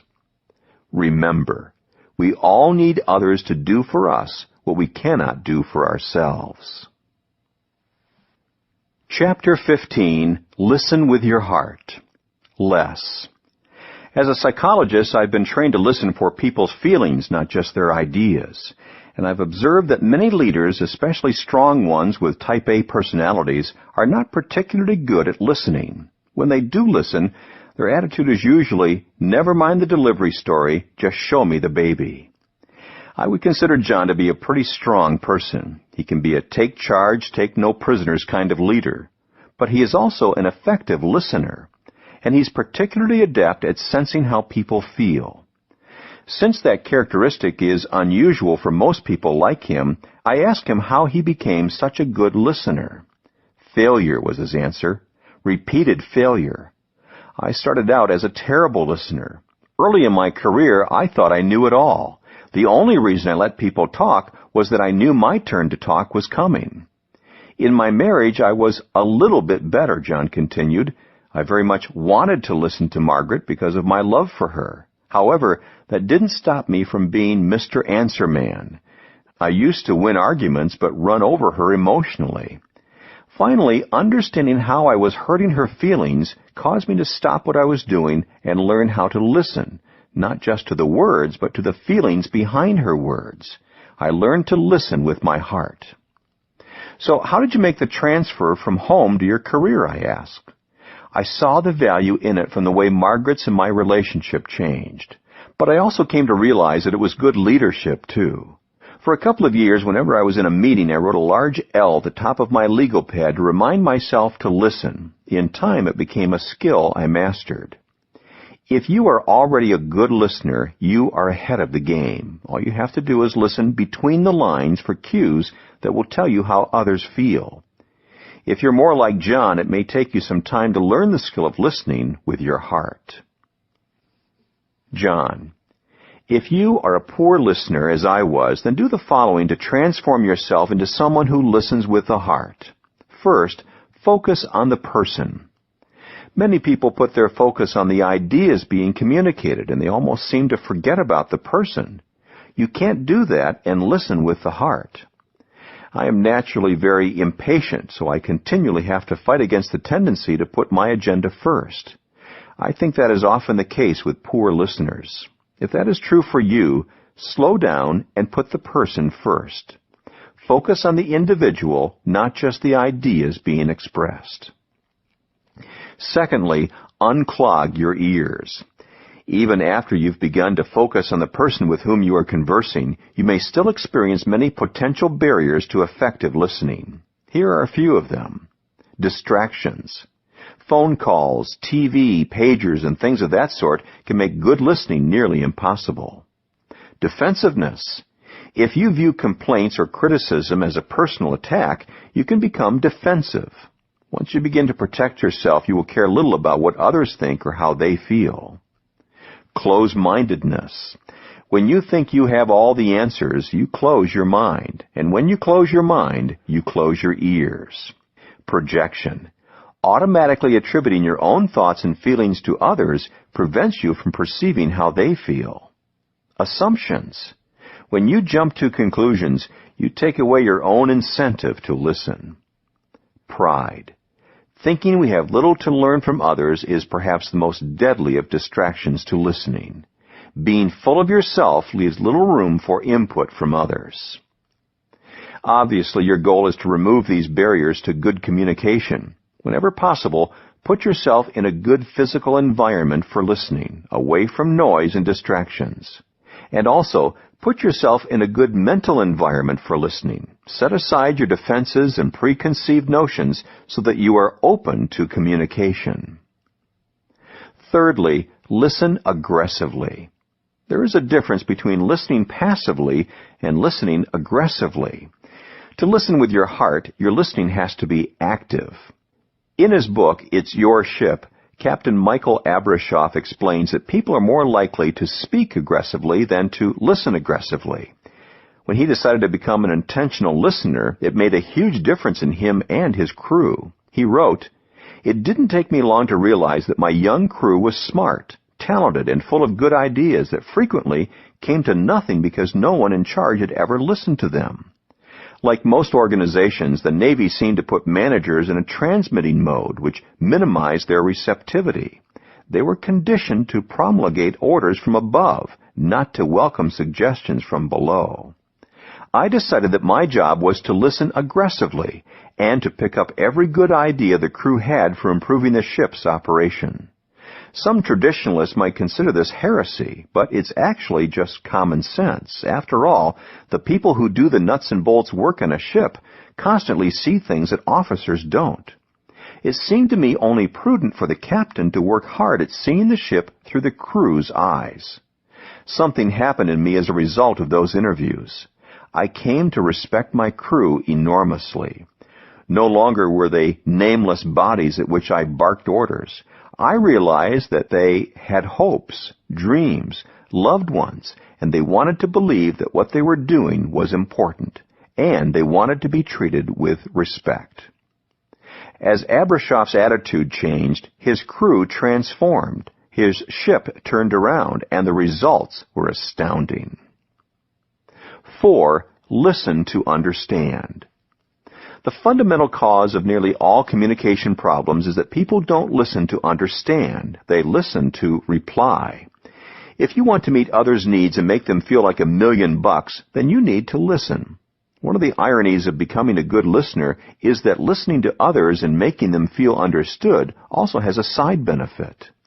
The moment people see that they are being understood, they become more motivated to understand your point of view. Listening with the heart produces a win-win situation in relationships. To apply John's teaching to your own life, forget about trying to get your own point across and put your energy into understanding the other person's point. Ask, how can I better understand what this person is feeling and thinking? Do it. Listen aggressively by eliminating distractions and focusing on the other person's point of view. Remember, the best way to persuade is with your ears. Chapter 16. Find the keys to their hearts. Less. Whenever I spend time with John, I see him connect with people at the heart level immediately. For example, the other day while I was with him, John met with Kirk Nowry, the president of one of John's companies, ISS. Many times when a leader meets with someone who works for him, he or she immediately gets down to business. But the first thing John did was to talk to Kirk about his family. He wanted to know how his wife was doing. He asked about their grown children. John seemed to know all about Kirk's family, and once they had caught up, then they talked business. John does this intuitively with everyone he knows. He asks about many people's spouses and children by name. He inquires about what's happening in a person's church or business, and he seems to remember the details. Why? Because he makes it his goal to know what's important to the people who are important to him. John. When I was young, I used to believe that everyone ought to be like me in order to be successful. I come to realize with time that I've got major gaps in my skills and abilities, as everyone does. And if people with different talents and temperaments work together, we all win and get a lot more done. We also enjoy the journey of life much more. If you have a healthy self-image, you may fall into the same trap I did. However, you cannot win with people if you secretly harbor the belief that everyone ought to be more like you. Accept that people are different and celebrate that God made us that way. Asking a good question is essential to discovering the keys to a person's heart. Through the years, I've developed a list of questions that have helped me in this endeavor time and time again. You may want to use them too. What do you dream about? You can learn about people's minds by looking at what they've already achieved, but to understand their hearts, look at what they dream of becoming. What do you cry about? When you understand people's pain, you can't help but understand their hearts. What do you sing about? What brings people joy is often a source of their strength. What are your values? When people give you access to their values, know that you have entered the most sacred chamber of their hearts. What are your strengths? Whatever people perceive as their strengths makes their hearts proud. What is your temperament? Learn that, and you often discover the way to their hearts. Obviously, you don't want your questions to feel like an interview, and you don't need to find out all of the answers in one sitting. The process can be natural while being intentional. It's a major leap for some people to tune into others' dreams and desires and to discover the keys to their hearts. But it's not enough to do that once with a person and then think you've got it forever. Time changes all things, including the human heart. What's effective in motivating people at one point in their careers will not necessarily be effective in motivating them later. What touches their hearts at one stage of life may not be the same as they grow older. Successes and failures, tragedies and triumphs, goals achieved and dreams laid to rest all make an impact in a person's values and desires. So what does that mean to someone who wants to win with others by finding the keys to their hearts? It means you should stay in continual conversation with others. Keep connecting on the heart level. Ask about what has touched their hearts up to now. If their responses are different, then you know they are changing, and you have a new opportunity to learn about what matters to them now. I need to tell you one more thing about finding the keys to people's hearts, and this is the most important point. Once you have found a key to a person's heart, you must act with integrity, because you have been entrusted with something of great value. Never use it to manipulate someone. Turn the key only when you can add value to that person. To apply John's teaching to your own life, forget about your inclination to believe that everyone is or should be just like you. Ask, what change indicators have I seen in the person whose heart I'd like to understand? Do it. Purposefully try to discover the keys to the hearts of your own inner circle. Remember, leaders who succeed are those who understand the hearts of their team. Chapter 17, Be the First to Help. Les, where are you? I just passed the Hotel del Coronado, and I'm pulling into the complex, I said. What color is your rental car? It's silver, I told John over my cell phone. Okay, I can see you coming up right now, John said. Take an immediate right, and you'll see a parking space that is just now opening up. Where are you? I asked. Look up. John was standing on a balcony of the high-rise building on Coronado Island in San Diego. He had rented a condo, and I had just flown in for a day of meetings with him. Oh, there you are, I started to laugh as I saw him waving at me from the balcony. Only John would think of actually scouting out parking spaces from a bird's-eye view so that he could make it easier for me to find a space. I've long known that offering help to others is a key to winning with people. It's one of the first lessons you'll pick up in any social psychology class. But John puts a new twist on it. He goes out of his way to be helpful, and when someone's in need, he's often the first on the scene. Sometimes it's the little things with John, said employee Ken Coleman. When I'm traveling with him, I've often seen John help someone struggling to get his or her suitcases into the airplane compartment, while most other passengers are oblivious and trying to maneuver around the person. John makes a conscious effort to help in the moment. It seems to be an almost reflexive action with him. John: I like helping people. I think it's one of the reasons God put us here on earth. But helping others does more than benefit others. It also helps you win with them. I say that because whenever you're quick to help others, it makes a statement. It's like leaving a calling card they will never forget. So how do you become someone who is the first to help? First, make helping others a priority.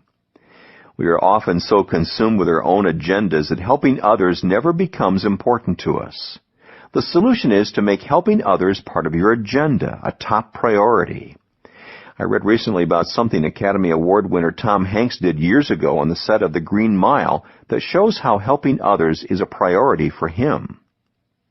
Frank Darabont, director of the film, reflected on Hanks' commitment to helping rising actor Michael Duncan achieve his best and the impression it had on him. Darabont said, 15, 20 years from now, what I will remember about filming The Green Mile, there was one thing, and I'll never forget this. As we're shooting, the camera is on Michael Duncan first, and I'm realizing that I'm getting distracted by Hanks. Hanks is delivering an Academy Award-winning performance off-camera for Michael Duncan to give him every possible thing he needs or can use to deliver the best possible performance. He wanted Michael to do so well. He wanted him to look so good. I'll never forget that. Tom Hanks, like some other Hollywood actors, could have been the first to bail out on Duncan. Instead, he was the first to help. It obviously paid off. In 1999, Michael Clark Duncan was nominated for an Academy Award in the Best Actor in a Supporting Role category, and Duncan's career has since taken off. Second, make yourself aware of people's needs. This may sound obvious, but you can't meet a need that you don't know exists. Each of us must begin by caring about the people around us and looking for their needs. Sometimes that knowledge can come from listening with your heart. Sometimes it comes from just paying attention to what's going on around you. Other times it comes from mentally putting yourself in another person's place. There is a Jewish legend that says 2 brothers once shared a field and a mill, each night dividing the grain they had ground together during the day. One brother lived alone, the other was married with a large family. One day the single brother thought to himself, "It isn't fair that we divide the grain evenly. I have only myself to care for, but my brother has children to feed." So each night he secretly took some of his flour to his brother's storehouse. But the married brother considered his brother's situation. And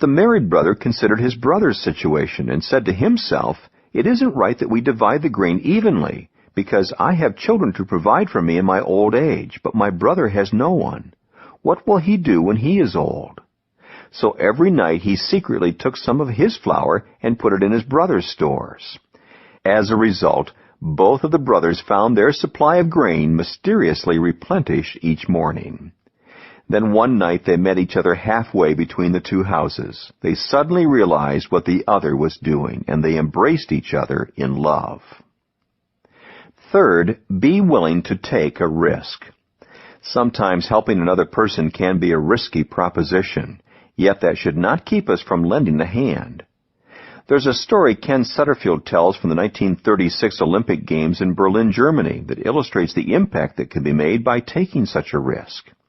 Coming into the Games, American sprinter Jesse Owens had set 3 world records in one day, including a leap of 26 feet, 8 1/4 inches on the running broad jump, a record that would stand for 25 years.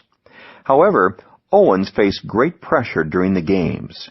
Hitler and his fellow Nazis wanted to use the competition to establish Aryan superiority, and Owens, a black man, could sense the hostility toward him. As Owens tried to qualify for the finals during the games, he became rattled as he saw a tall, blue-eyed, blond German taking practice jumps in the 26-foot range. On his first jump, Owens leaped from several inches beyond the takeoff board.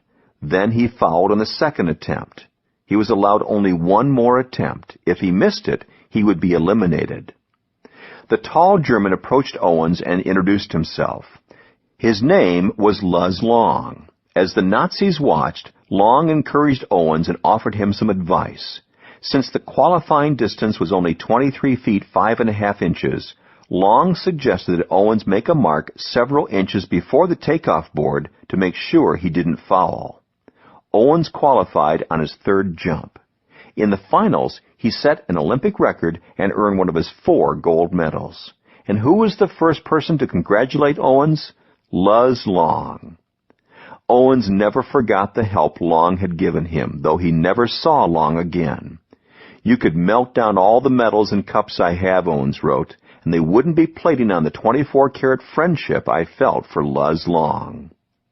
To apply John's teaching to your own life, forget about thinking about only what's in it for you, and think about how you can offer a hand. Ask, how can I help you? Do it. Be the first to volunteer your services, offer assistance, or lend a hand. Remember, if you help enough people get what they want, you'll get what you want too. Chapter 18, Add Value to People. John. At the core of my being, I believe that there is nothing in this life more important than people. Having embraced that truth, I try to live it out with integrity. To me, that means doing everything in my power to add value to people. It all starts with your attitude toward people. Human relations expert Les Giblin remarked, "You can't make the other fellow feel important in your presence if you secretly feel that he is a nobody." Isn't that true? Don't you find it difficult to do something kind for people when you dislike them? The way we see people is often the difference between manipulating and motivating them. If we don't want to help people, yet we want them to help us, then we get in trouble. We manipulate people when we move them for our personal advantage. However, we motivate people when we move them for mutual advantage. Adding value to others is often a win-win proposition. How do you see people? Are they potential recipients of value you can give, or do they tend to be nuisances along your path to success? Author Sidney J. Harris said, "People want to be appreciated, not impressed. They want to be regarded as human beings, not as sounding boards for other people's egos. They want to be treated as an end in themselves, not as a means toward the gratification of another's vanity." If you want to add value to people, you have to value them first.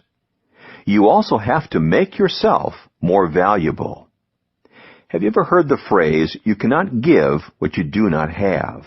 There are people who possess good hearts and the desire to give, yet they have very little to offer. Why? Because they have not first added value to themselves. Making yourself more valuable is not an entirely selfish act. When you acquire knowledge, learn a new skill, or gain experience, you not only improve yourself, but you also increase your ability to help others. In 1974, I committed myself to the pursuit of personal growth. I knew that it would help me to be a better minister, so I began to continually read books, listen to tapes, attend conferences, and learn from better leaders. At the time, I had no idea that this commitment would be the most important thing I would ever do to help others, but that has turned out to be the case. As I improve myself, I am better able to help others improve. The more I grow, the more I can help others grow. The same will be true for you. If you want to add value to people, you must make yourself more valuable. And you must know what people value. I make it a standard practice to note what the people in my life value, and you should too. Here are some examples from my own life. Margaret, my wife, values my time with her and my attention. My children, Elizabeth and Joel Porter, value the legacy Margaret and I are leaving them. Larry, my brother, values my prayers and our time together. Eric and Troy, my nephews, value the fatherly advice and unconditional love I give them. Linda, my assistant, values my time and effectiveness because she is an integral part of it. John, the president of my nonprofit organization, Equip, values the leadership and opportunities I give him. Kirk, the president of my company ISS, values my friendship and partnership. I could go on, but I don't want to bore you. The point is that we must take the time to know what our most valuable people value. By the way, adding value to others is not only a gift to them, it is a gift to you. The people I have just listed continually add value to my life. Some have given so much to me that no matter how much I do for them, I will never even the score. To apply John's teaching to your own life, forget about trying to become a person of success and instead become a person of value. Ask, who adds value to my life and to whom would I most like to add value? Do it. Make a list of people in your life and note exactly what they value most from you. Remember, if you don't truly value the person, he or she will never feel important in your presence. Chapter 19. Remember a person's story. Les. Les, John will say, tell me about your dad. How are he and your mom doing since they moved to Phoenix? It's just like John to recall that my parents recently moved. And tell me about your brothers, he'll continue. What's the latest with them? John always seems to remember my story, just as he does with so many people. He does it so well, so often, and so consistently. When he has met people, I've heard him flat out ask them to tell him their stories. So I ask him how he learned to be a collector of people's stories. To begin with, I love a good story, whether I'm learning about someone I've just met or hearing about an adventure from someone I've known my whole life. In fact, when I spend time with my dad, who is now 82, our time is always filled with storytelling.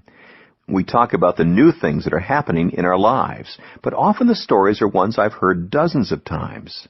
Some Dad loves to tell over and over. Others I ask him to tell.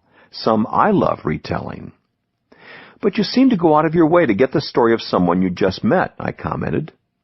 That's true. Whenever I have a few minutes with someone, John said, I ask him to tell me his story, because I know that time in the conversation will focus entirely on him, his interests, dreams, uniqueness, disappointments, questions, hopes, his journey. While that person enjoys the personal attention, I gain insight into the keys to his life. Learning a person's story is a great way to connect with him. Remembering his journey and building on it is the greatest way to develop a strong relationship. John. There are so many good reasons to learn a person's story. Requesting a person's story says you could be special. Remembering a person's story says you are special. Reminding a person of his or her story says you are special to me.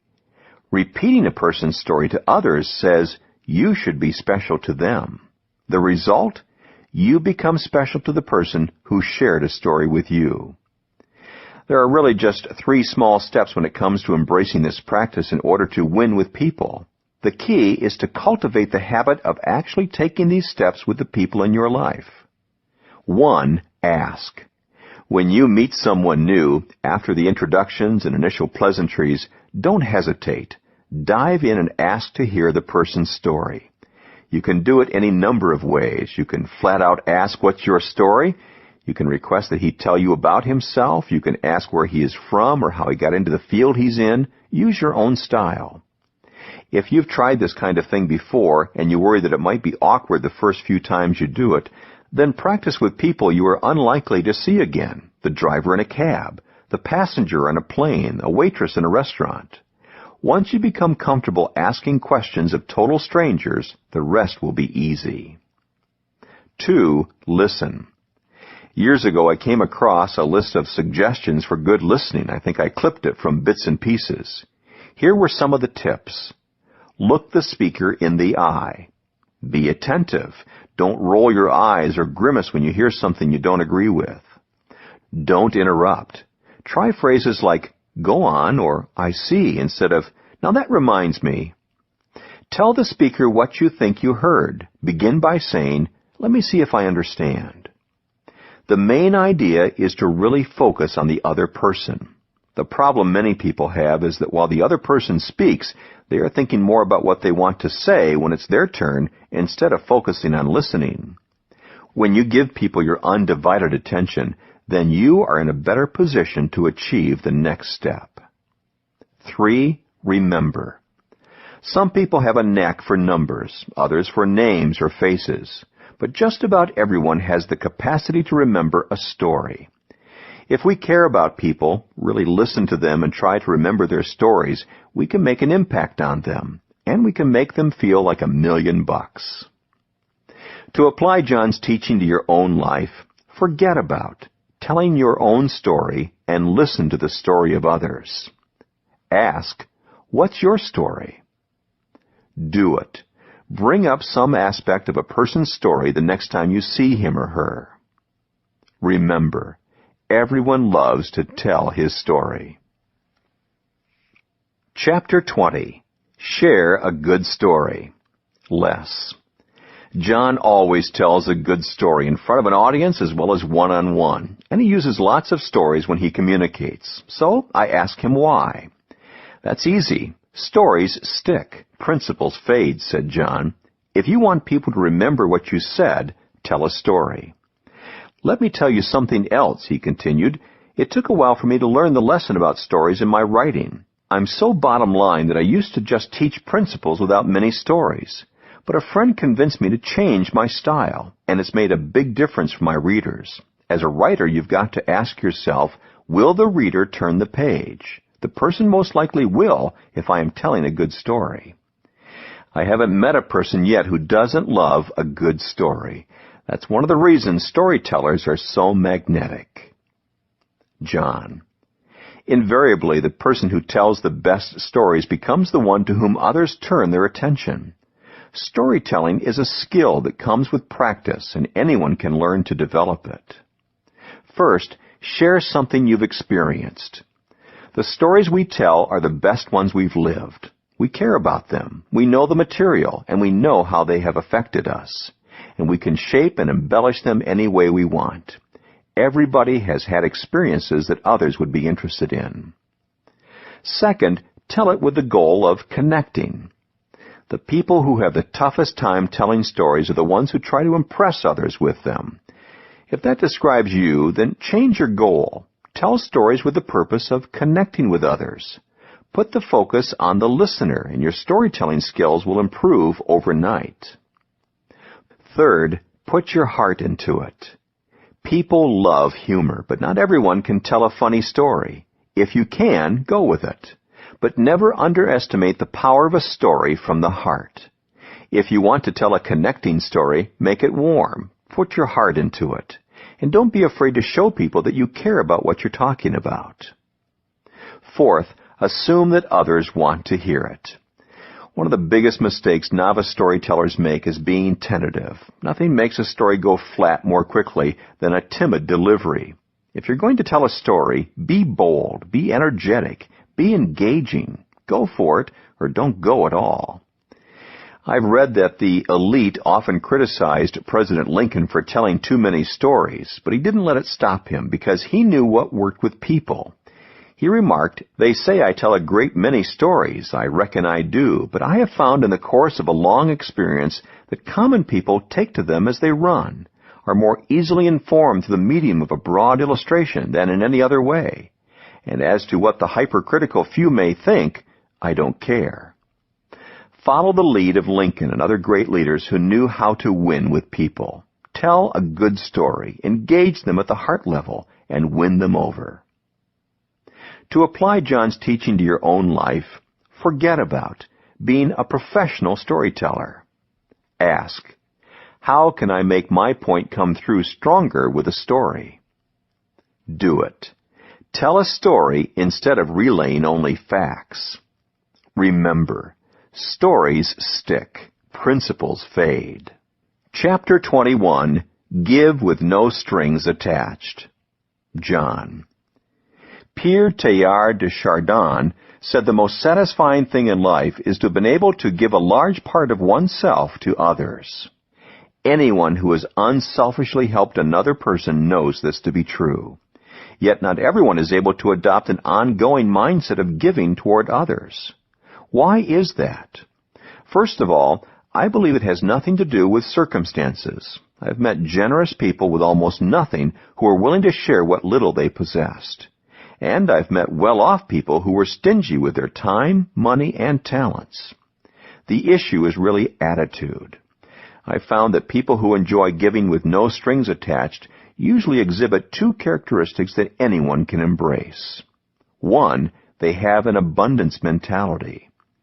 If you've read Stephen Covey's book, The 7 Habits of Highly Effective People, then you are familiar with the concepts related to scarcity and abundance mindsets. In a nutshell, people with scarcity mindset believe that in life there's only a limited supply of anything to go around, whether it's money, resources, opportunity, and so forth. And they see the world as a pie with a limited number of slices. Once they're gone, they're gone. As a result, they fight to get their piece, and once they have it, they protect it. People possessing an abundance mindset believe that there is plenty of everything to go around. If life is a pie and others are helping themselves to pieces, the solution of the person with the abundance mindset is to bake another pie.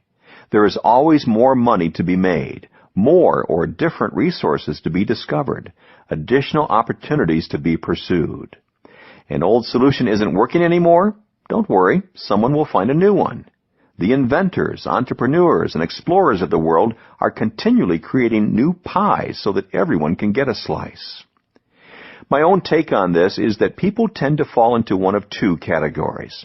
They are either takers or makers.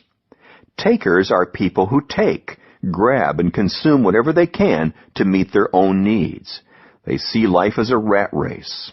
Of course, the main problem with that is that even if you win, you're still a rat. Makers, on the other hand, are people who give, create, and make things happen.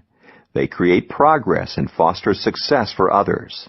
They are just as likely to give as to take because they are continually helping to create more for everyone.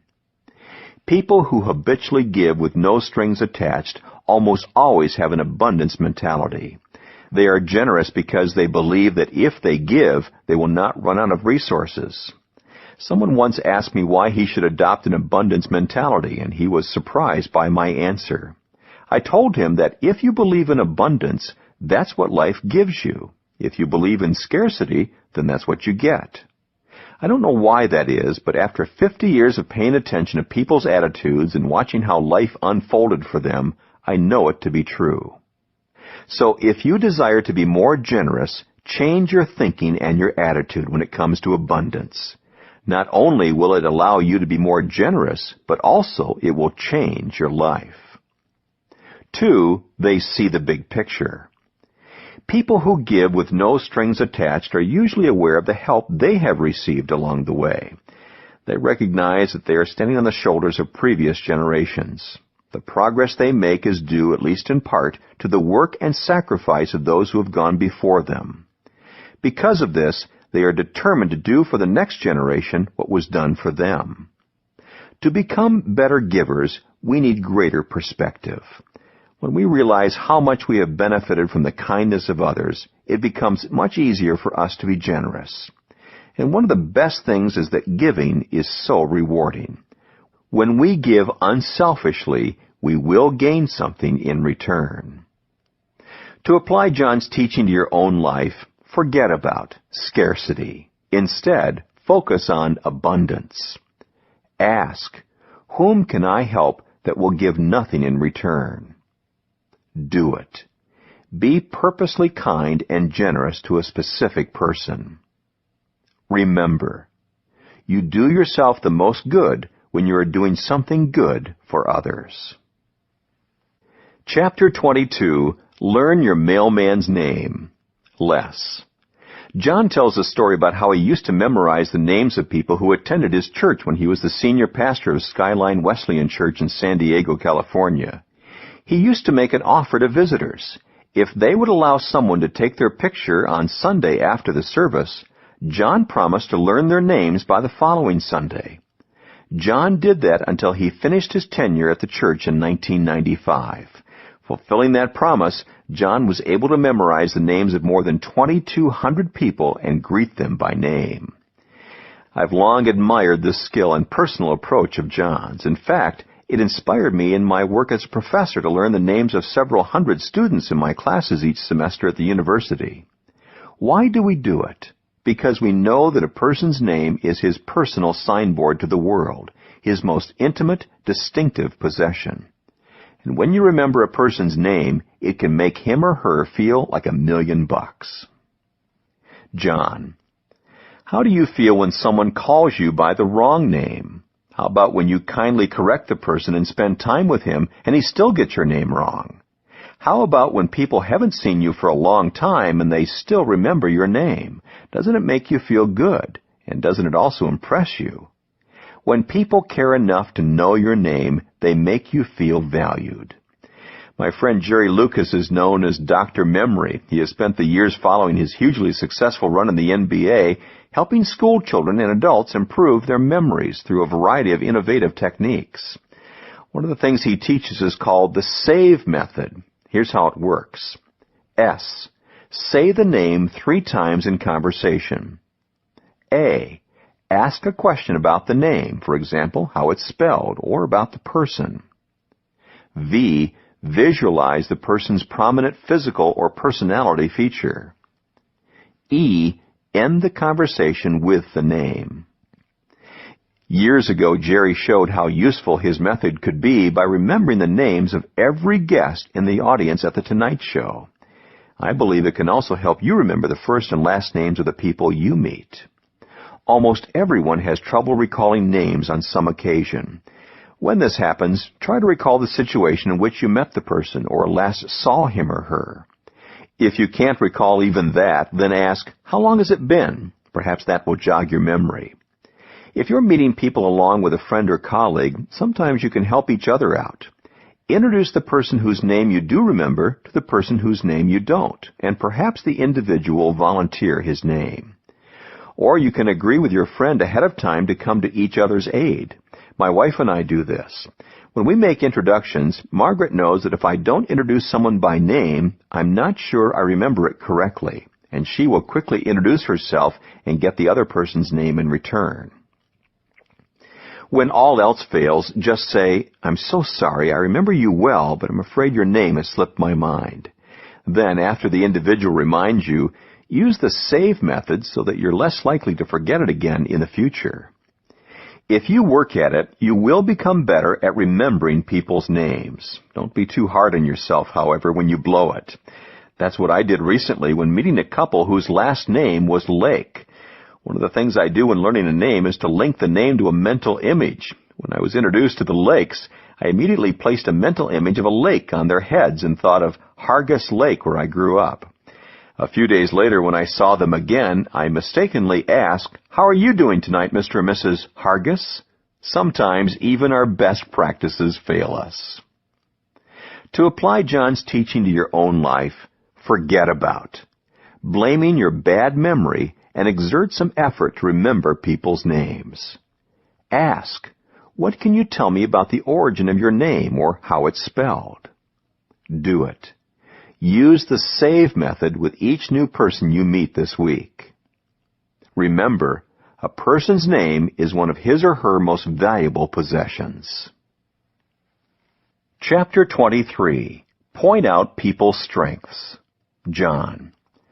People often make a mistake on their personal development when they focus too much on their weaknesses. As a result, they spend all their time trying to shore up those weaknesses instead of maximizing the strengths they possess. Similarly, it's a mistake to focus on the weaknesses of others. The self-proclaimed experts who can tell others what's wrong with them never win with people. Most people simply avoid them. Instead, we need to focus on finding people's strengths and pointing them out. People are motivated in their areas of strength. When you work in your areas of strength, you don't need much external motivation. If people have been grinding away at tasks in their weak areas and they are reassigned to work in areas of strength, watch their motivation, their enthusiasm, and their productivity skyrocket. People add the most value in their strength zones. It took the first 5 years of my professional life to figure out what my strengths were. But with the passing of years since then, I've narrowed my focus down to fewer and fewer things. The law of the niche in my book, The 17 Indisputable Laws for Teamwork, states, all players have a place where they add the most value. That place is their strength zone.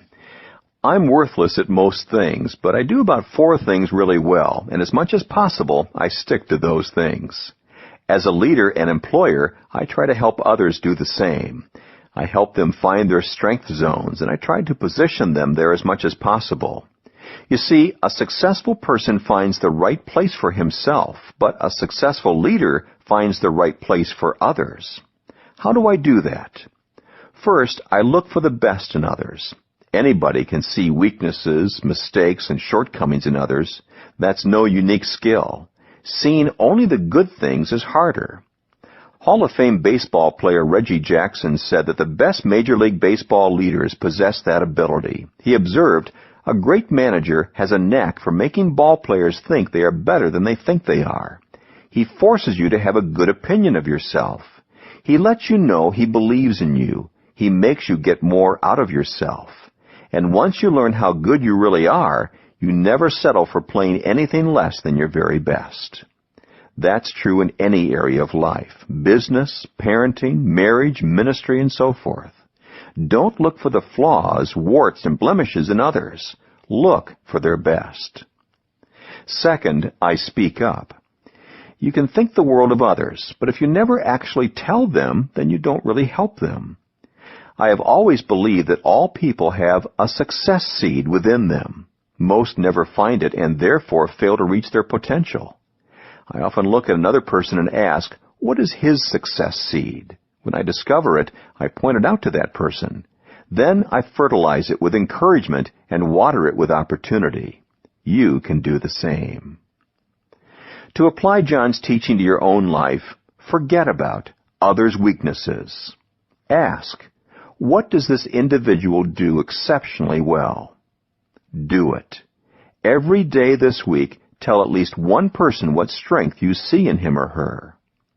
Remember, every person in the world possesses the seeds for success. Chapter 24. Write notes of encouragement. Less. In 1791, William Wilberforce was facing one more discouraging defeat in his attempt to abolish Britain's slave trade, John told me when we were looking at a framed copy of a letter written by John Wesley. Then he received a letter from John Wesley. That now famous letter would prove to be a continuing source of strength for the rest of his life. Here's how it read.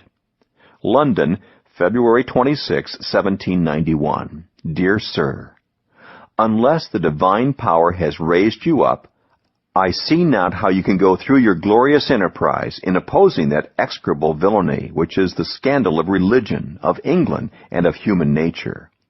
Unless God has raised you up for this very thing, you will be worn out by the opposition of men and devils. But if God be for you, who can be against you?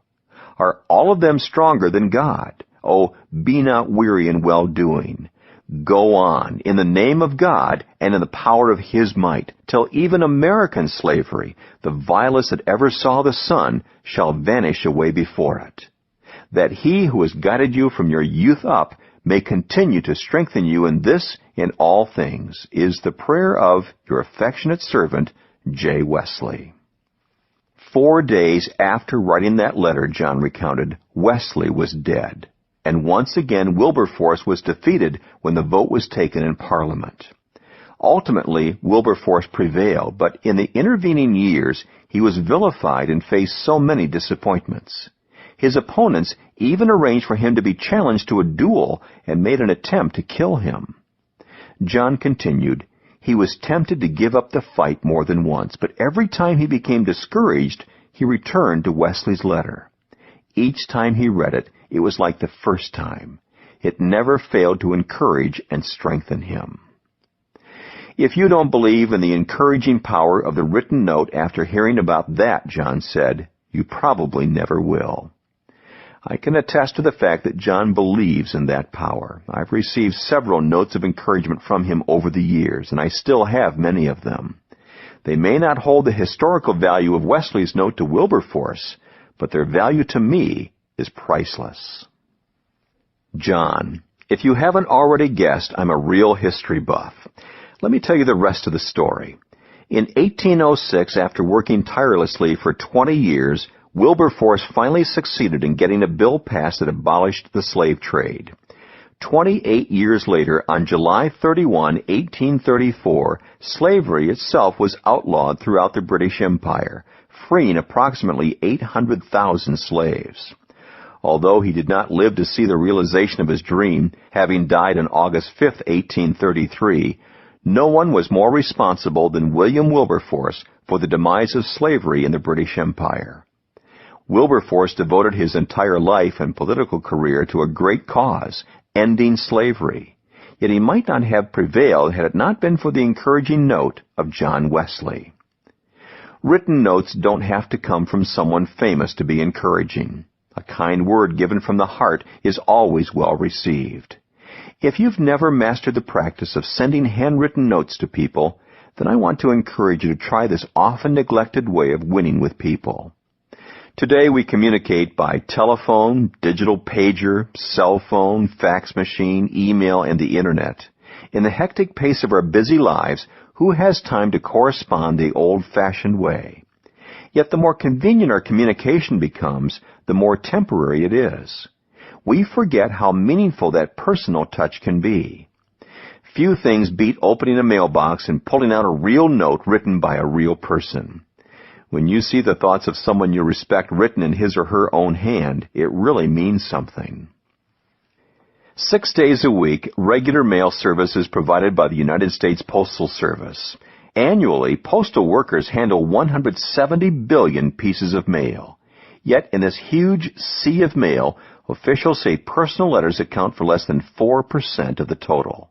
So on average, you will have to wade through 25 pieces of mail before you put your hands on one that contains a personal word. More than ever in this day and age, a handwritten note communicates that you care. You can never tell when something you write to others will lighten them up in down times or sustain them when life gets difficult. In the first Chicken Soup for the Soul book, teacher Sister Helen Mrosla recounted how a spur-of-the-moment assignment in class became a source of encouragement for her students. On a day when her junior high math students were especially ornery, she asked them to write down what they liked about each of their fellow students. She then compiled the results over the weekend and handed out the lists on the following Monday. Years later, when one of those students, Mark, was killed in Vietnam, she and some of those former students got together for the funeral. Afterward, Mark's father told the group they found this on Mark when he was killed, and he showed them a folded, refolded, and taped paper, the one he had received years before from his teacher. Right after that, Charlie, one of Mark's classmates, said, "I keep my list in my desk drawer." Chuck's wife said Chuck put his in our wedding album. "I have mine too," Marilyn said, "in my diary."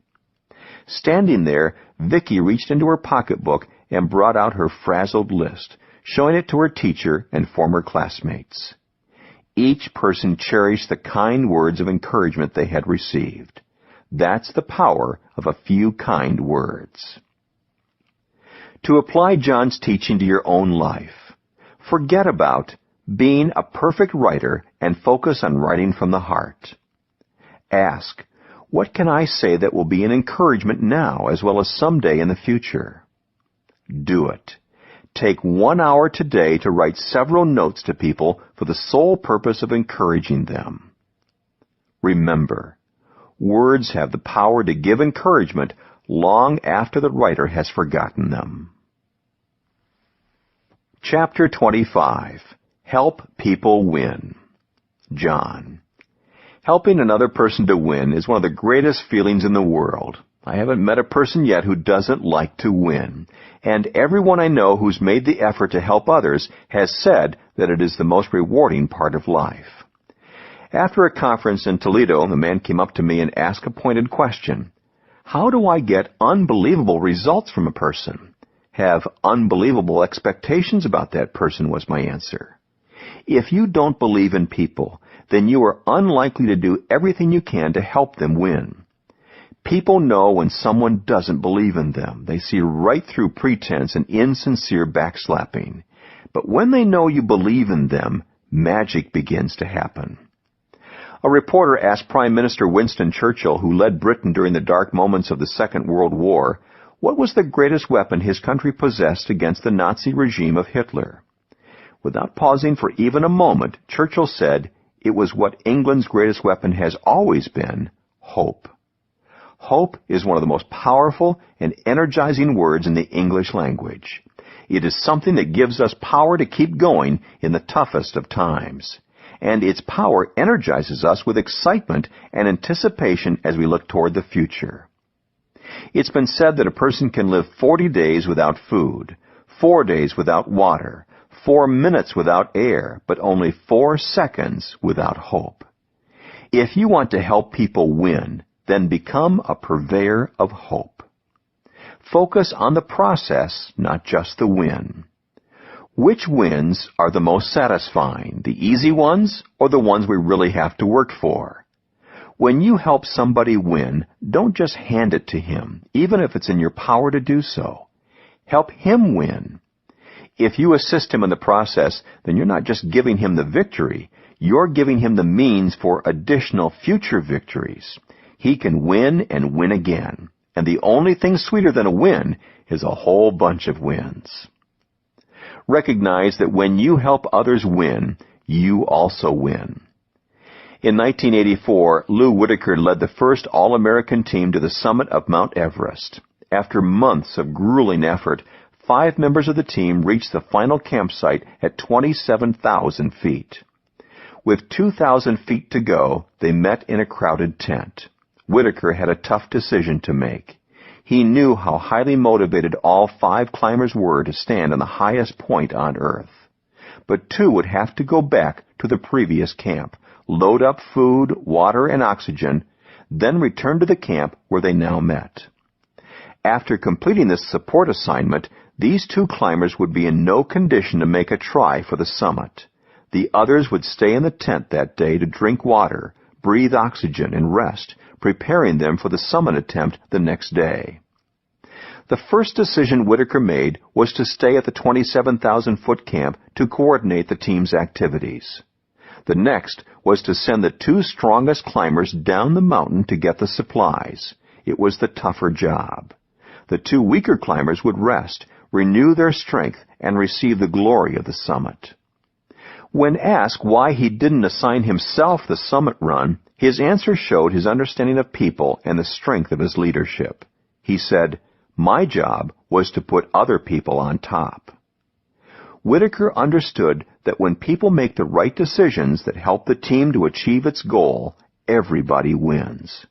You can't help winning when you help others win. To apply John's teaching to your own life, forget about approaching life as a competition where you have to beat everyone else in order to win. Ask, whom would I most like to help win, and how can I do it? Do it. Make a game plan. Chart the road you will travel together on your way to victory. Remember, once you help someone win, you will have a friend for life.